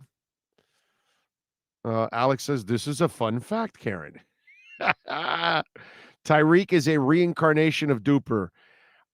I think he's faster than I watched Duper, and I watched him practice. I watched him play. He's a better athlete than Duper. You know, maybe on a straight run, maybe they're kind of equal. I don't know if Tyreek maybe beats him by a hair. Not much of a difference there, but everything else there's a difference. Oh, yes. There's a difference. He is more physical than Duper, and he can cut on a dime better than Duper. He can change I've never seen anybody. You need to be Barry Sanders in order to change directions better than him or equal to him or whatever. That's what I'm trying to tell you. His change of direction is Barry Sanders like. It's at a incredibly just sick level. I'm not even going to call it elite because I think there's too few players in the history of the game that can cut as fast as he can at a top end like that and change. I've never today what he did to one of the corners today on the side when he had a comeback, then he spun around and cut back and he was wide open. The guy just gave up because he just could not boom, pop, pop. And he could not pop back one way or another to stay with Tyreek. It was, I'm telling you, I've never seen anything like this. And I've seen over 100 Dolphin wide receivers in my lifetime. Practice, play, whatever. I've never seen anything like this guy. Nothing. I'm telling you. Look, athletes in general are better nowadays. Let's just, they may not be, sometimes you might not be fundamentally more sound than other players were in other times, other eras maybe. We can argue that. But you can't argue the nutrition, the training, the conditioning, the medicine. Everything is so much more advanced. It gives all these players an advantage. I would love for Michael Jordan and Jim Brown and Wilt Chamberlain to have today's nutrition, training, and medicine. Oh, God. Wilt Chamberlain might have been like, oh, my Lord, forget about it. Michael Jordan with this kind of training and all that, and you can't touch him on the court anymore where he played, Jim Brown, he played in a day where they played through the whistle and 8 guys landed on you after you were tackled and they didn't call anything. You know what I'm saying? Those freaks that were freaks in their time, you put them now with everything that goes on now, they're better athletes. They just are. You know, the baseball players might be in way better shape. Now, are they better baseball players? No, they're not. But you know what I'm saying? Athletically, yeah, they are just as gifted as it gets at this point. And he's crazy, man. Big O, what's your take on MLB schedule next season? Every team plays each other. Are the Marlins going to spend anything? That's what I want to know. Did those B writers also write the first Black Panther movie? Same concept as The Lion King. Let's see. Big O, would you say Tyreek is generational? Yes. Yes. Yes. Yeah, Omar put Duper 428, Tyreek 429. I watch both guys. They might be in a straight line. That's where Duper might be able to hang with him. Everything else, Tyreek is superior. I'm telling you. It's a whole other level. Any chance of you interviewing musicians for a short Q&A, and I'm still holding out for a cooking segment? No cooking segment. Well, I don't know. Sean knows how to cook. I don't know how to cook. Sean can cook. Maybe he can do a cooking segment. But I'm going to start working on musicians. Yes. Yes. We're going to start doing more on that channel. And if I go to a concert, maybe I do a concert review and all those kind of things. So, yeah, we'll have some fun with that. Big O, I got to say, you have a point in moving Dieter back to left guard. That was his spot in college. I'm going by what I'm seeing out on the field. And I still see many inconsistencies with Eichenberg. And, you know, today I watched Dieter on one-on-ones, and he was terrific, man. And I'm thinking, well, wait a minute. He also is the backup center.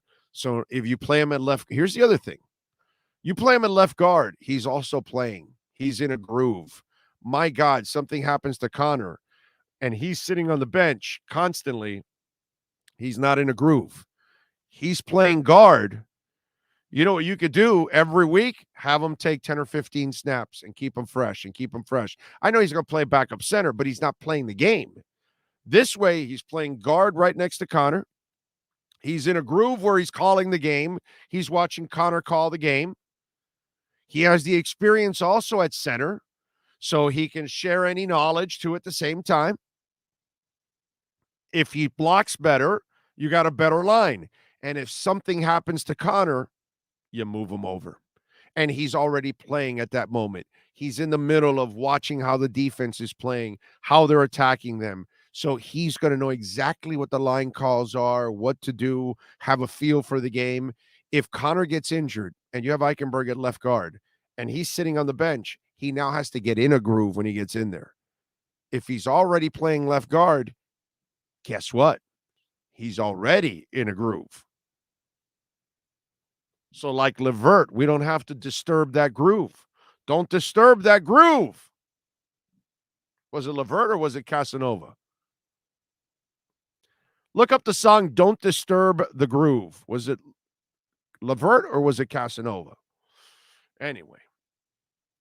Big O, you and Sean should interview Chris Jericho and ask him music questions and Sean the wrestling. That's very interesting. I like that.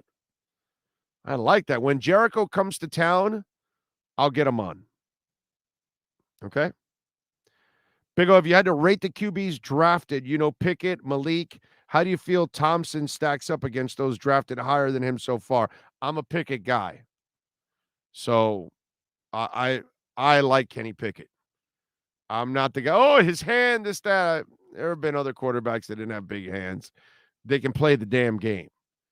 It's we get into these things sometimes that it's almost like people forget that other quarterbacks that look like this have had tons of success. Oh, well, no, Tua's too short. Well, lots of guys have been short and they had success. Oh, Tua can't throw it out of the stadium. Well, lots of guys have had success without doing that. It's just stupid. We get trapped into these things, and we make these, I don't know, it's like these requirements, and that's the only way it can be accepted, and it just doesn't make any sense, man. You know? Anyway. Don't invite Roger Waters. Don't disturb this groove. The system. Oh, the system. Damn it. Wow, I was wrong on everything. Levert or Casanova. The system. Damn. Skyler barely threw anything today. He didn't do anything today.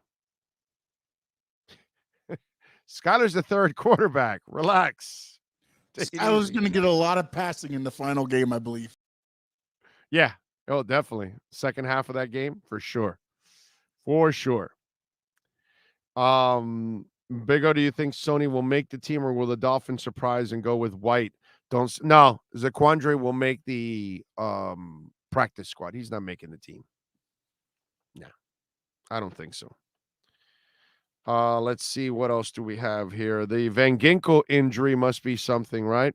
With the Flowers stuff happening. That tells you that there's something going on there with Van Ginkel, unfortunately. I don't know how serious it is, but if they're doing that, it's because they must be worried about something with Van Ginkel, unless they feel they need they need to improve overall, and they want more depth. That's the only thing I can think of right now. So we'll see what happens. I haven't seen anything yet that they signed him. They worked him out. Don't know if they signed him yet. I don't think so. Have you seen anything on that, right? They haven't signed him yet, right? O'Neal Fernandez says, Arbandale, good to see you today. So you're the guy that said Arbandale. Okay, that's very cool.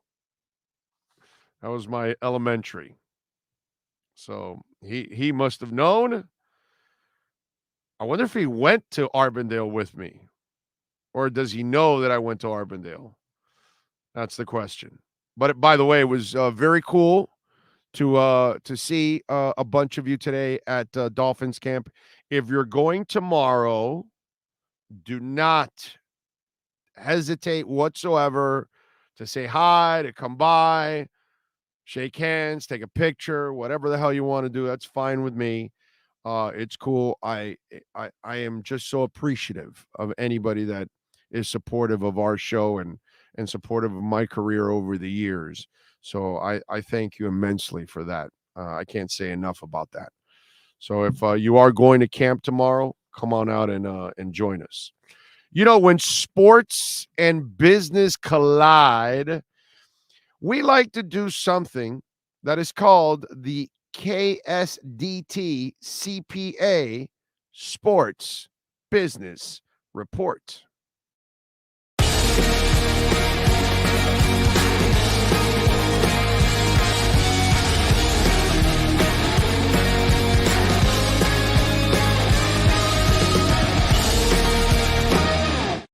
All right. Everybody remember when Usain Bolt used to win a race? He'd have that pose, I gotta bring my fingers closer, but it was more wide out like that.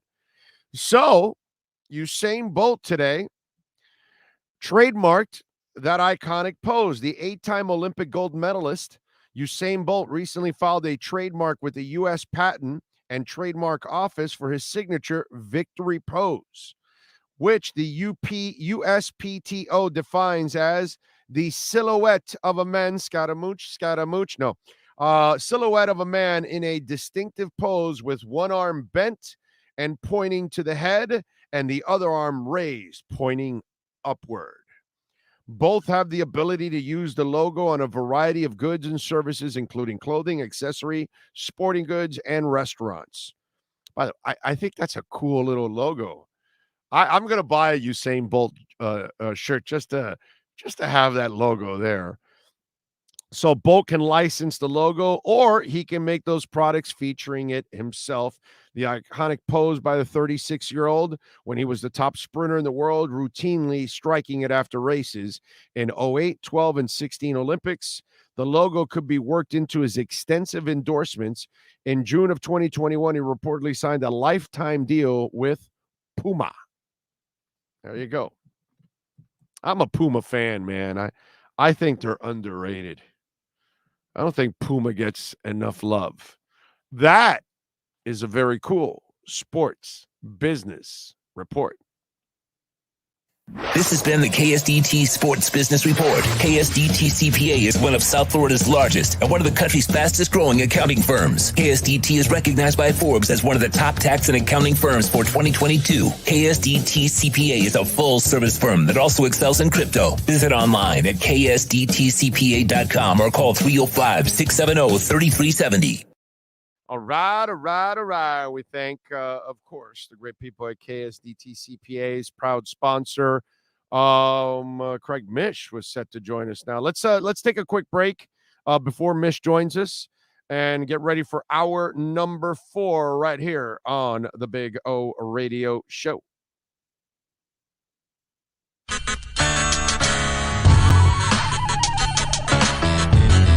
When you move, you need a reliable company led by passionate folks, eager to assist its customers during a transitional process that needs to be smooth. Call Essential Moving Experts at 844-368-5750 for all your local and long-distance moving needs. You can rely on Essential Moving Experts. Mention the Big O Show and get $150 off. Family owned and operated, they offer free 30-day storage, full service moving, fully licensed, bonded, and insured. Moving was never so easy. EssentialMovingExperts.com. South Florida's premier law enforcement agency is now hiring individuals like you. The Fort Lauderdale Police Department is now accepting applications for non-certified and certified police officer positions. Minimum requirements and qualifications can be found at FLPDjobs.com. That's FLPDjobs.com. Are you ready? The city of Fort Lauderdale is an equal opportunity employer. What? Oh, look.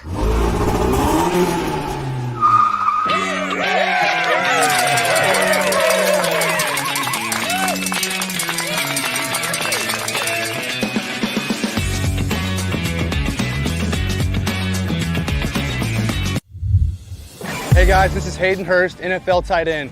I'm partnering today with Red Recover. We're going to run you guys through some drills. I started using Red Recover last year, my 4th year in the NFL. It just helps me on Mondays after games, get my recovery process started, get back into the fold of the week, and get ready for the following Sunday. And if you want to recover like me, use Red Recover.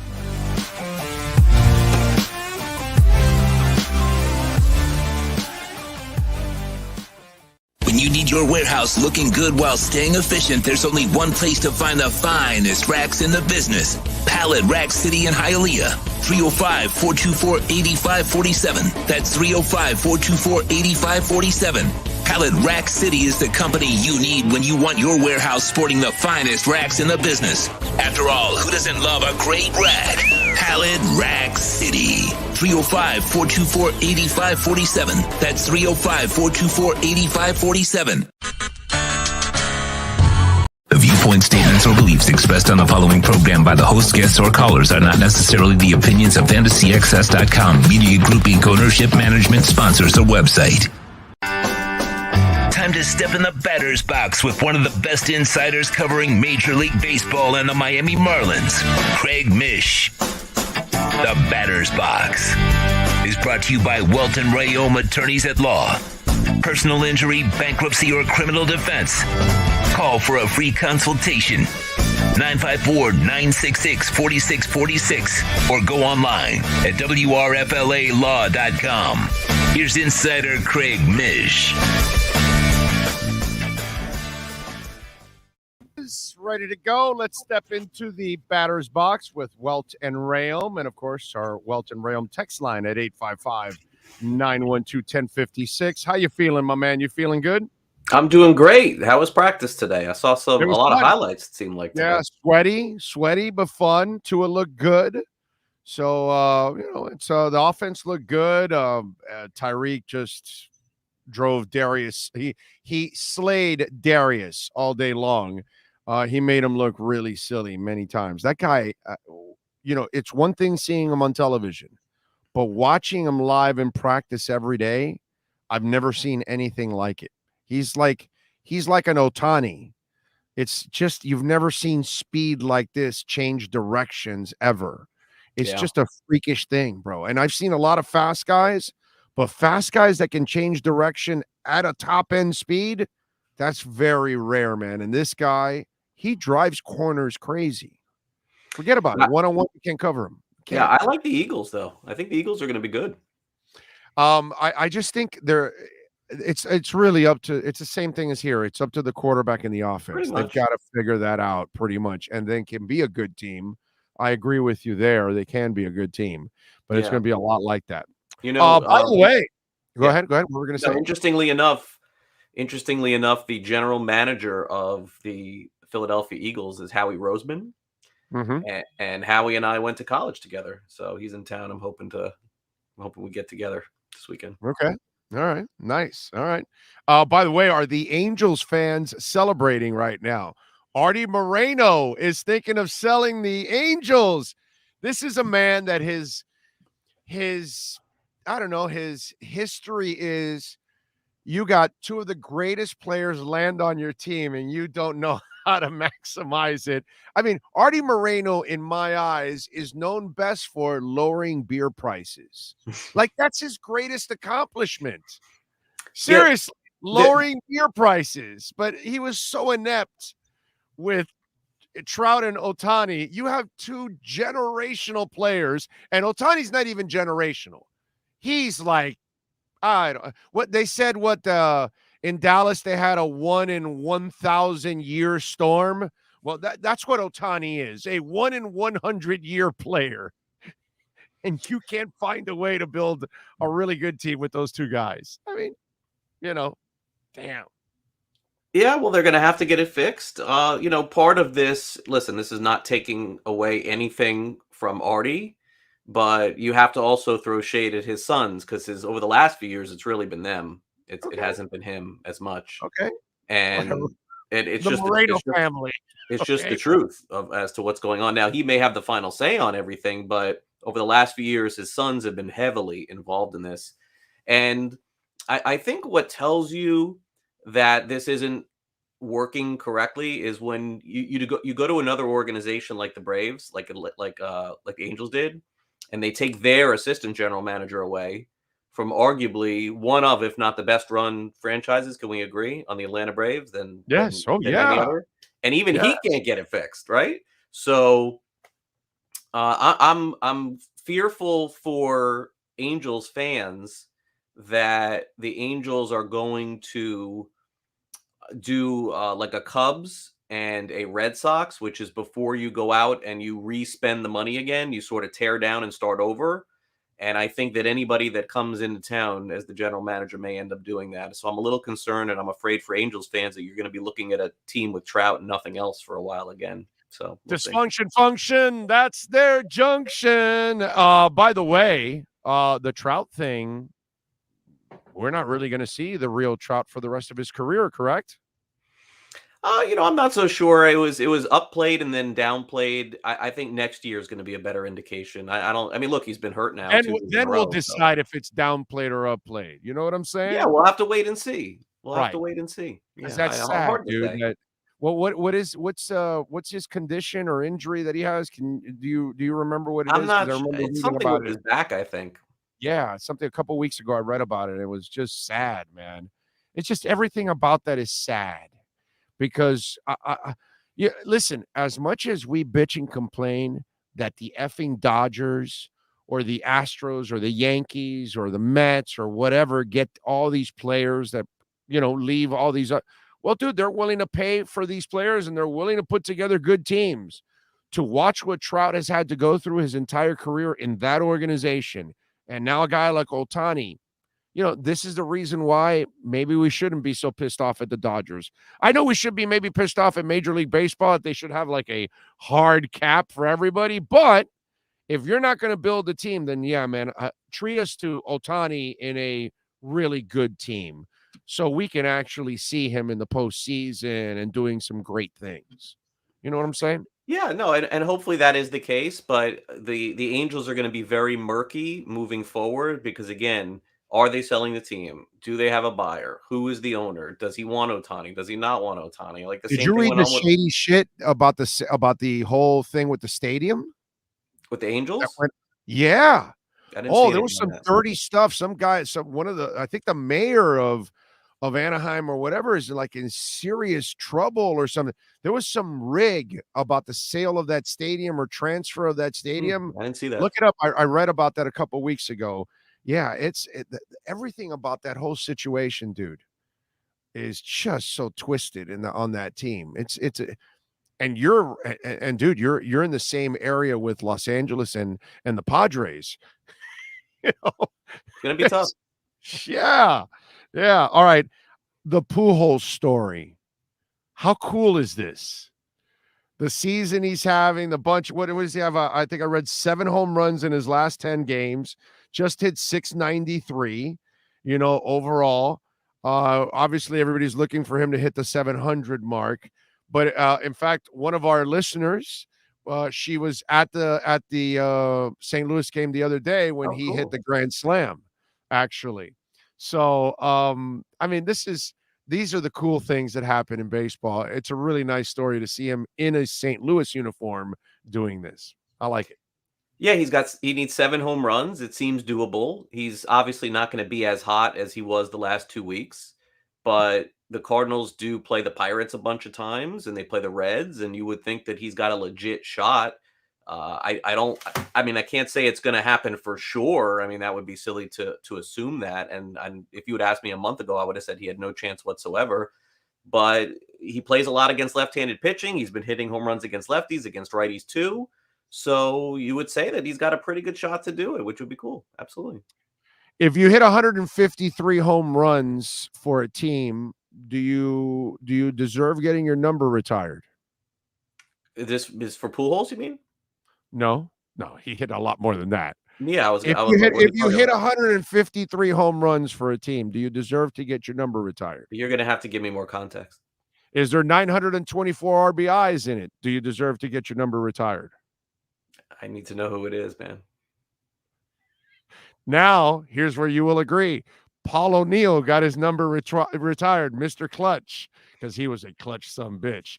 But if I tell you he played 9 years, 153 home runs, 924 RBIs, you're like, yeah, those are good stats, but I wouldn't retire a guy's number. But then I tell you Paul O'Neill, and then you get the context of the situation, the games he was in, the moments he was in, how he came through. And, he was also clutch with the Reds too, by the way, before he got to the Yankees. But I'm just saying, after I tell you it's Paul O'Neill, then what do you say after that? Yeah, look, I think that, I mean, honestly, are Jeff Conine's numbers as good as Paul O'Neill's? And I would think that we should be retiring Jeff Conine's number here. So, well, that's different too. Again, great point on your part, because the stats aren't overwhelming, but you're part of the expansion team. You're part of both championships. You won the MVP in the All-Star game. You're the most successful Marlin in history. So yeah, you're right. You know what I'm saying? Yeah. And hell, you got a legacy player now in the franchise too at the same time. So, it's a great point on your part. That's why I mentioned, that's why I started with the stats, because the stats kind of cloud it. But then when I say Paul O'Neill, that's when you say, okay, no, dude, did you watch Paul O'Neill? That's because you can't question it once I say Paul O'Neill. Correct. And by the way, I would look at Keith Hernandez's numbers and tell you they're probably similar too. Cocaine Keith Hernandez, yeah, you are correct. What is the common denominator with O'Neill and Hernandez one didn't do coke. No, I had nothing. Oh, I'm sorry. The common denominator between. Oh, okay. Go ahead. No, 1 out of 2. You want an 8th guess? Oh, I'll never get it. Go ahead. I'm just having fun. It's not that difficult. It's really not that difficult. But if you don't want to guess, I'll give it to you. Go ahead, give it to us. They're on TV with the organization. Oh God, damn. Okay, all right. Let's take it a step further. That was so easy that I would have never gotten it. If Paul O'Neill is not working for Yes Network and he's working for the Reds, network, and Keith Hernandez is not with the Mets the last 10 years, 15 years, and he's working with the Cardinals network, are they both retiring their numbers? The answer, no. Wow. That's crazy. That's true. Crazy.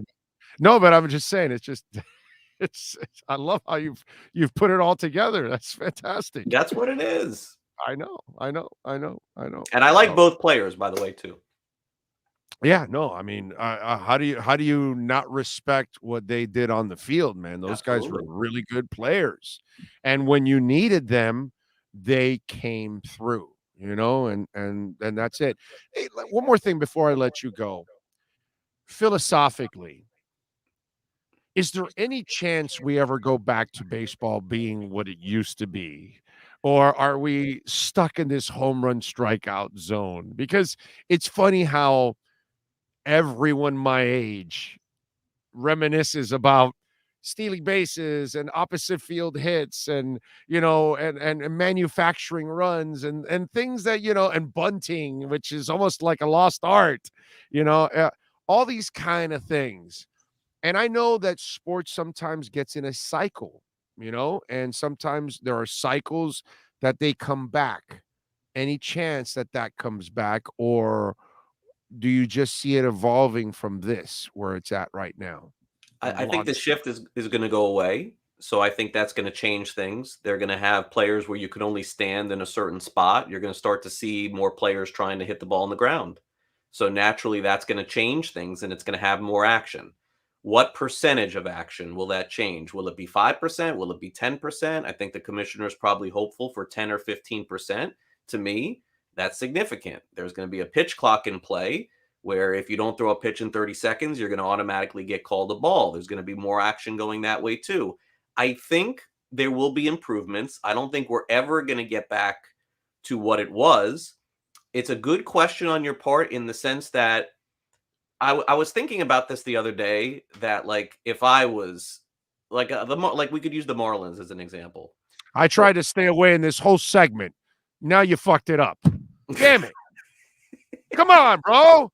I brought you a hell of a baseball segment here where we had No, I want to use them as an example. And you had to bring up the damn Marlins. I'll bring up the A's. Let's use the A's. I'm just busting balls, bro. Right. That's just my So if you're not hitting home runs and you get to the point where it's very obvious you can't score, it would be great to construct your team that you could just steal a lot of bases, Yeah.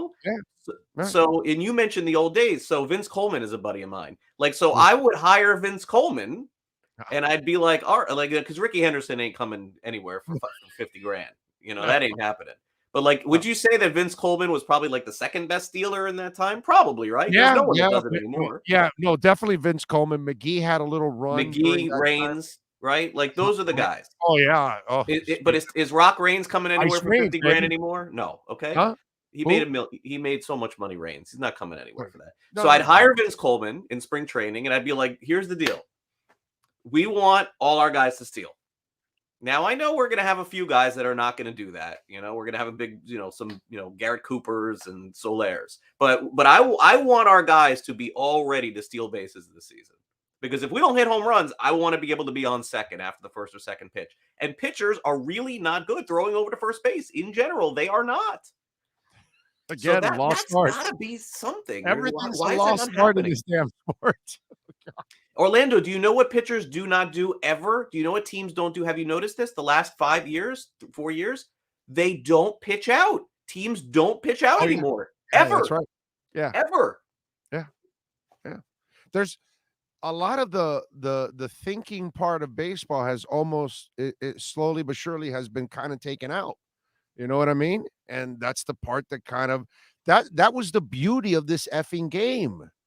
It's the mental part of it, bro. It's the manager thinking an inning ahead and thinking about what he's going to do, and and the double switches and moving runners over, and and trying to fake out the opponent, and when you're going to lay a bunt and all those kind of things. And everything is just so different now. It's very simple.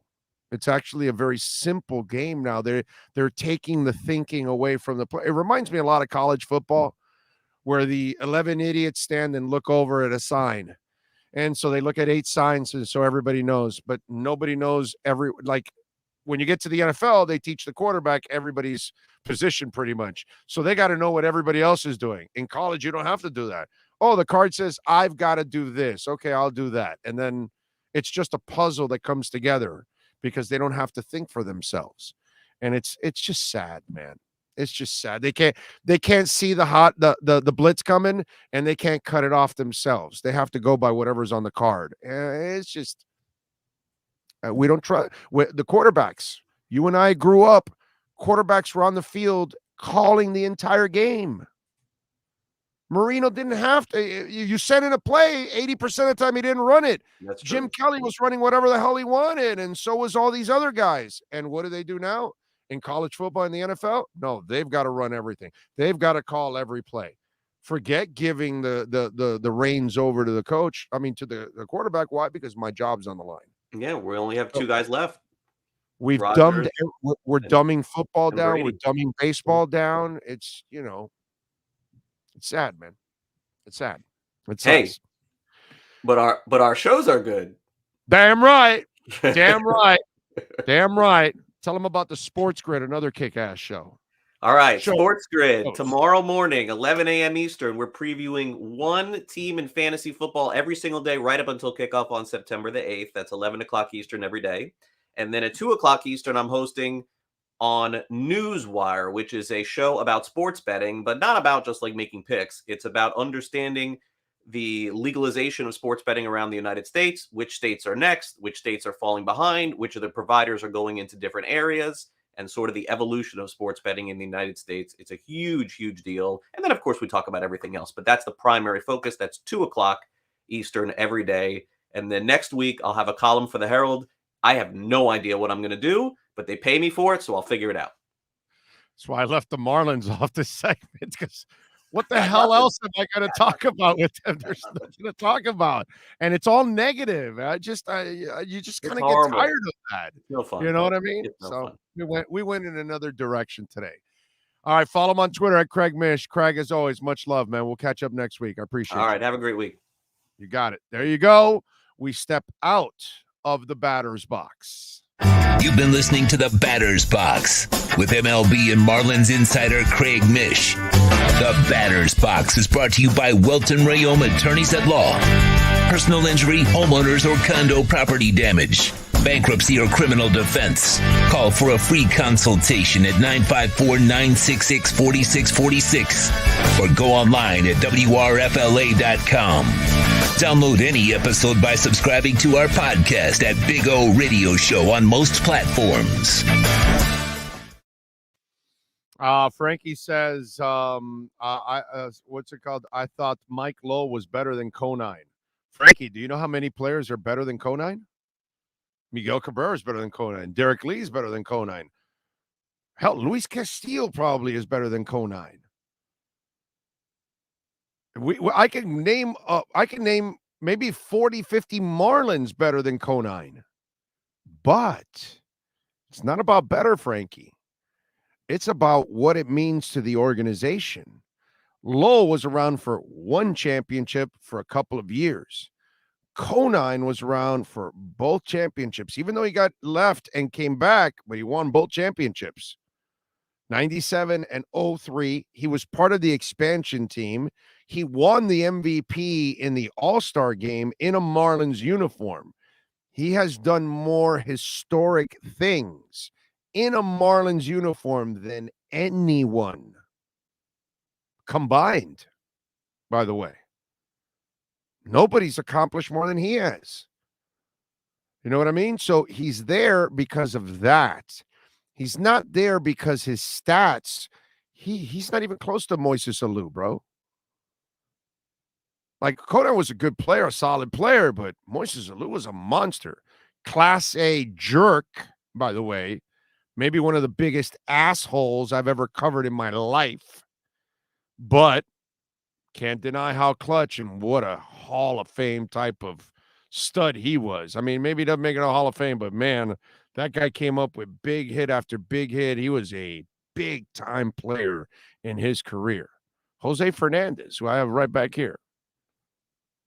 I know he had a short career, but Jeff Conine never had Jose Fernandez talent. You know? I mean, there's a lot of players that Christian Yelich will end up having a much better career than Jeff Conine and will be a much better player. It's a lot of players that are better than Conine, but most of them never had the historic attachment to the Marlins. Because nobody deserves to have it retired because they all had short careers here. But he's the only one that had a career that was so incredibly impactful because of all the things he was a part of. So that's why he makes it. It's not based on the talent or the stats, that is. Lowell was a great Marlin. Yes, he was. I enjoy Craig a lot. He knows his chit. That's right. Gary Sheffield was here briefly. Yes, he was. Meanest swing I've ever seen in my life. I swear, Gary Sheffield swung like his dog died every day, every moment. I thought for sure Gary Sheffield would just, his entire back would explode one day. I've never seen anybody with a more violent swing than Gary Sheffield. And that is exactly how to describe. Will Clark, sweet swing. Cody Bellinger, sweet swing. Ken Griffey Jr., sweet swing. Gary Sheffield, violent. Violent. I've never seen anything like it. And I don't even know how the man is in one piece, quite frankly. Best closer, Rob Nen or Antonio Alfonseca. What the hell is wrong with you, Frankie? Antonio Alfonseca, bro. Who else has a six-finger fastball? Shame on you. Big O, longtime Cleveland Browns play-by-play man, Jim Mueller. Oh, he passed away? Well, R.I.P. to Mr. Mueller. Did not know that.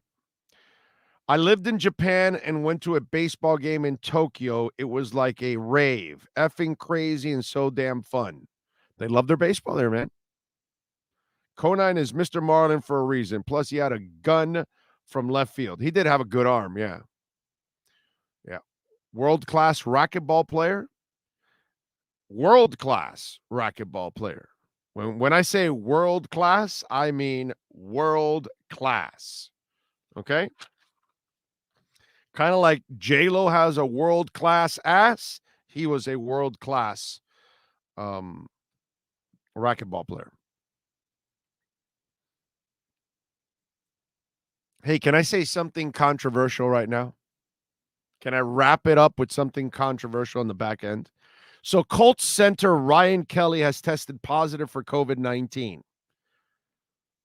So why does he have to go out now? If he can play, why not play it now? Everybody had a shot to get their vaccines, right? I have my vaccines and my booster. Everybody's had enough, right? The people that didn't want to take the vaccine, there's their choice, right? Want to make that choice. So let me ask you something. Why should we be protecting anybody anymore? I'm not talking about being out in the street with some old lady or something. That's not right. But I'm talking about on an NFL field. If you feel good, because I'm seeing people now that but I feel great. I'm walking. They're doing everything. I'm like, whoa. So I'm just wondering. We all had our chances to get our vaccine. We don't need to protect the people that don't want to get a vaccine. That's your problem, bro. So if Kirk Cousins doesn't want to take it or Beasley doesn't want to take it, well, that's their problem, dude.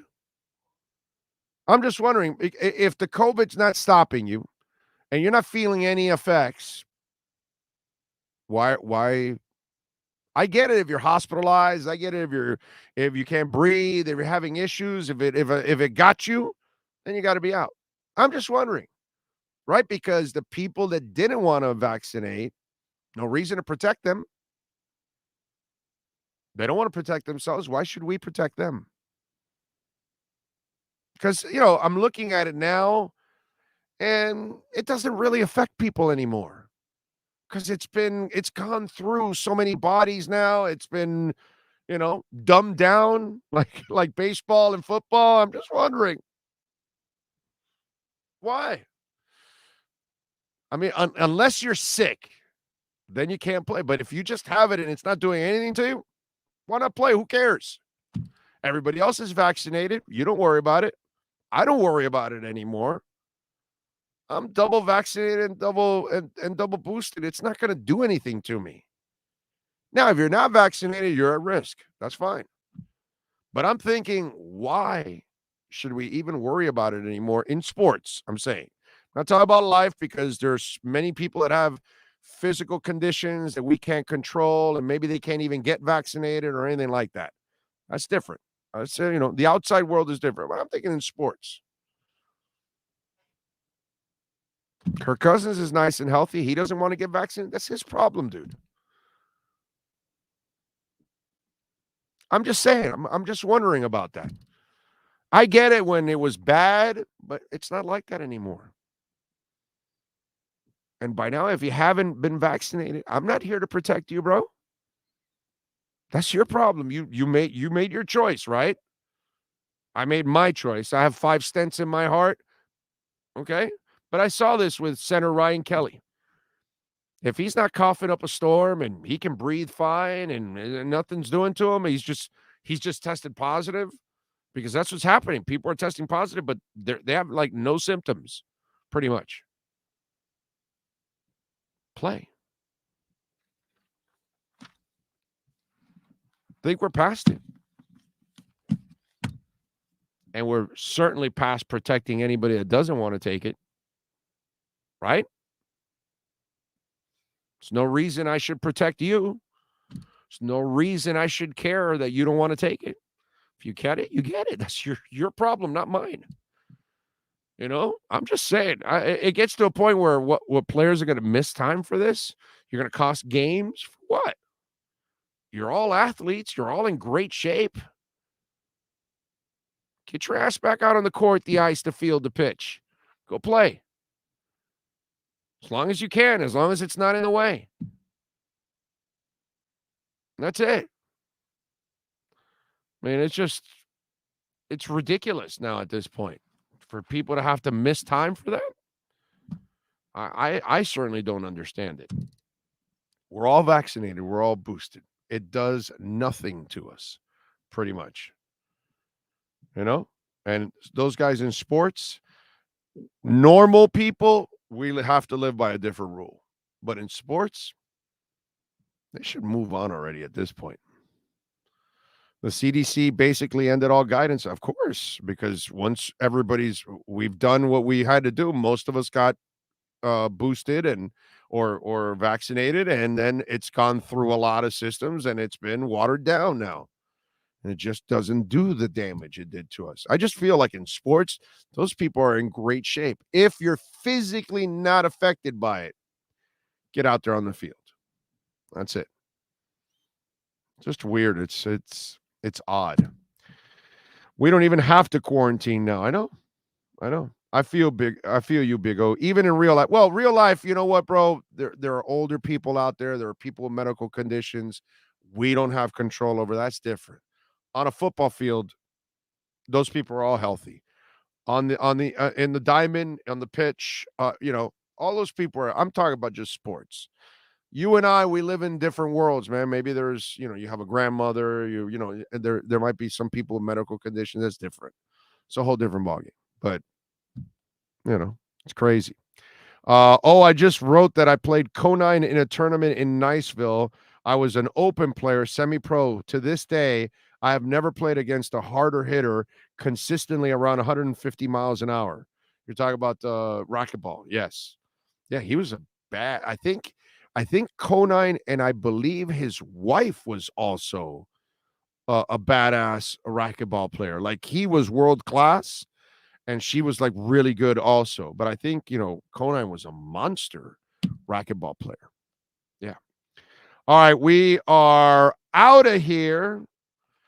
We'll see you tomorrow. We'll be at Hialeah Park. It'll be a 3 o'clock show again tomorrow. Friday, we go back to our normal time at 10 a.m. We'll be at Craig's Inn, Acura, Pembroke Pines. But tomorrow, we'll be at Hialeah Park at 3 o'clock.